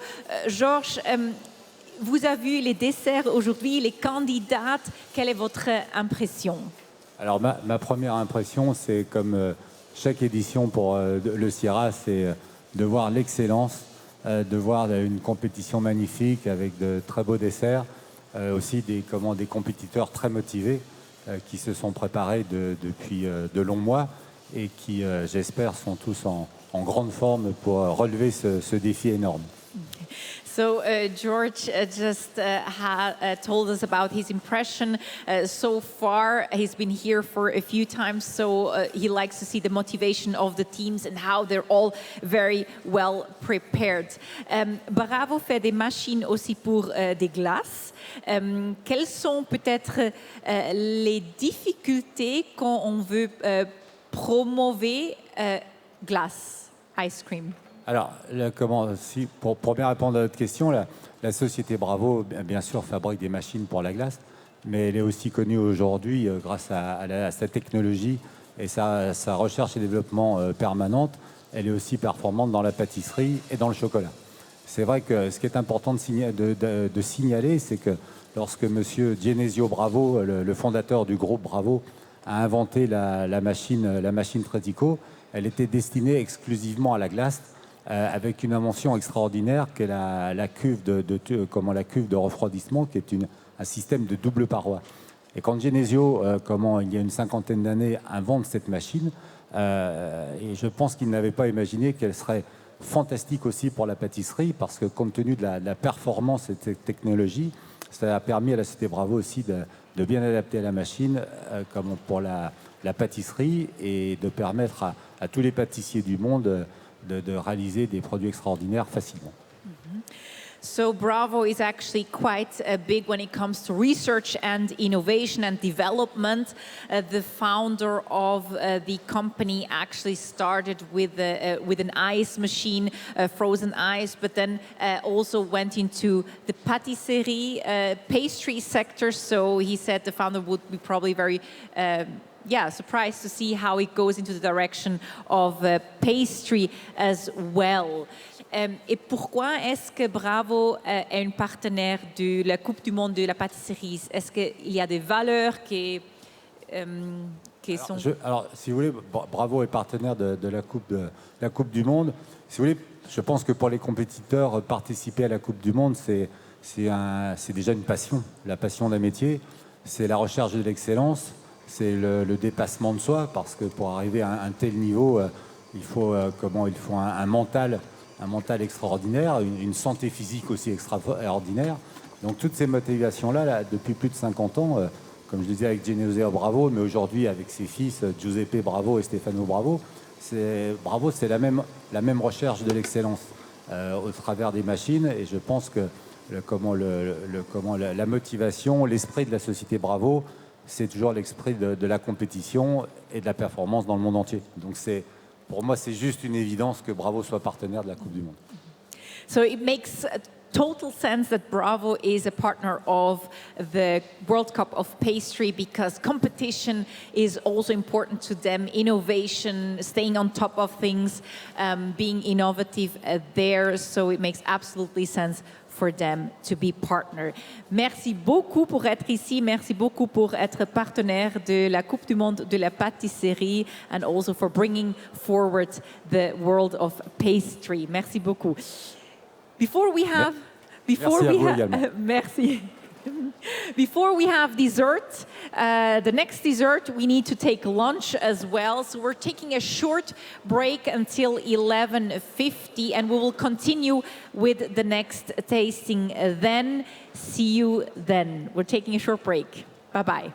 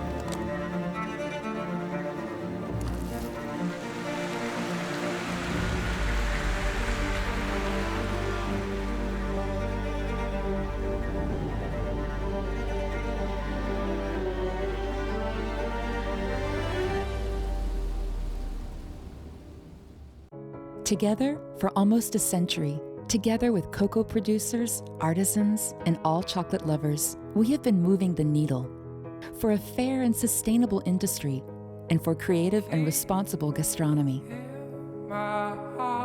Beyond words, we believe in actions. 100% of Valrhona's cocoa can be traced back to the producers. As a certified B Corp, we are committed to improving every day.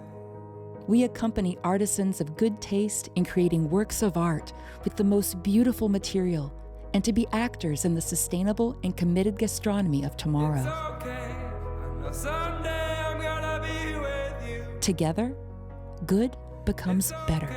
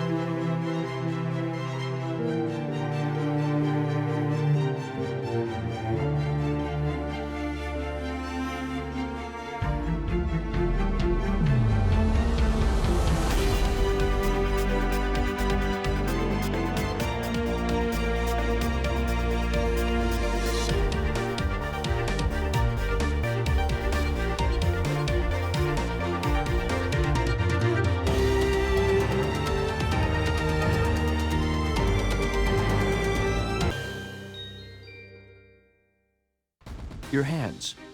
They produce the most beautiful and delicious creations.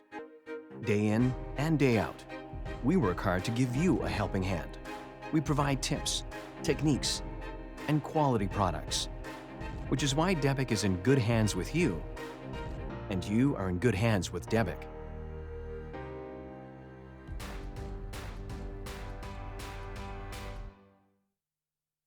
DEBIC, made for professional hands.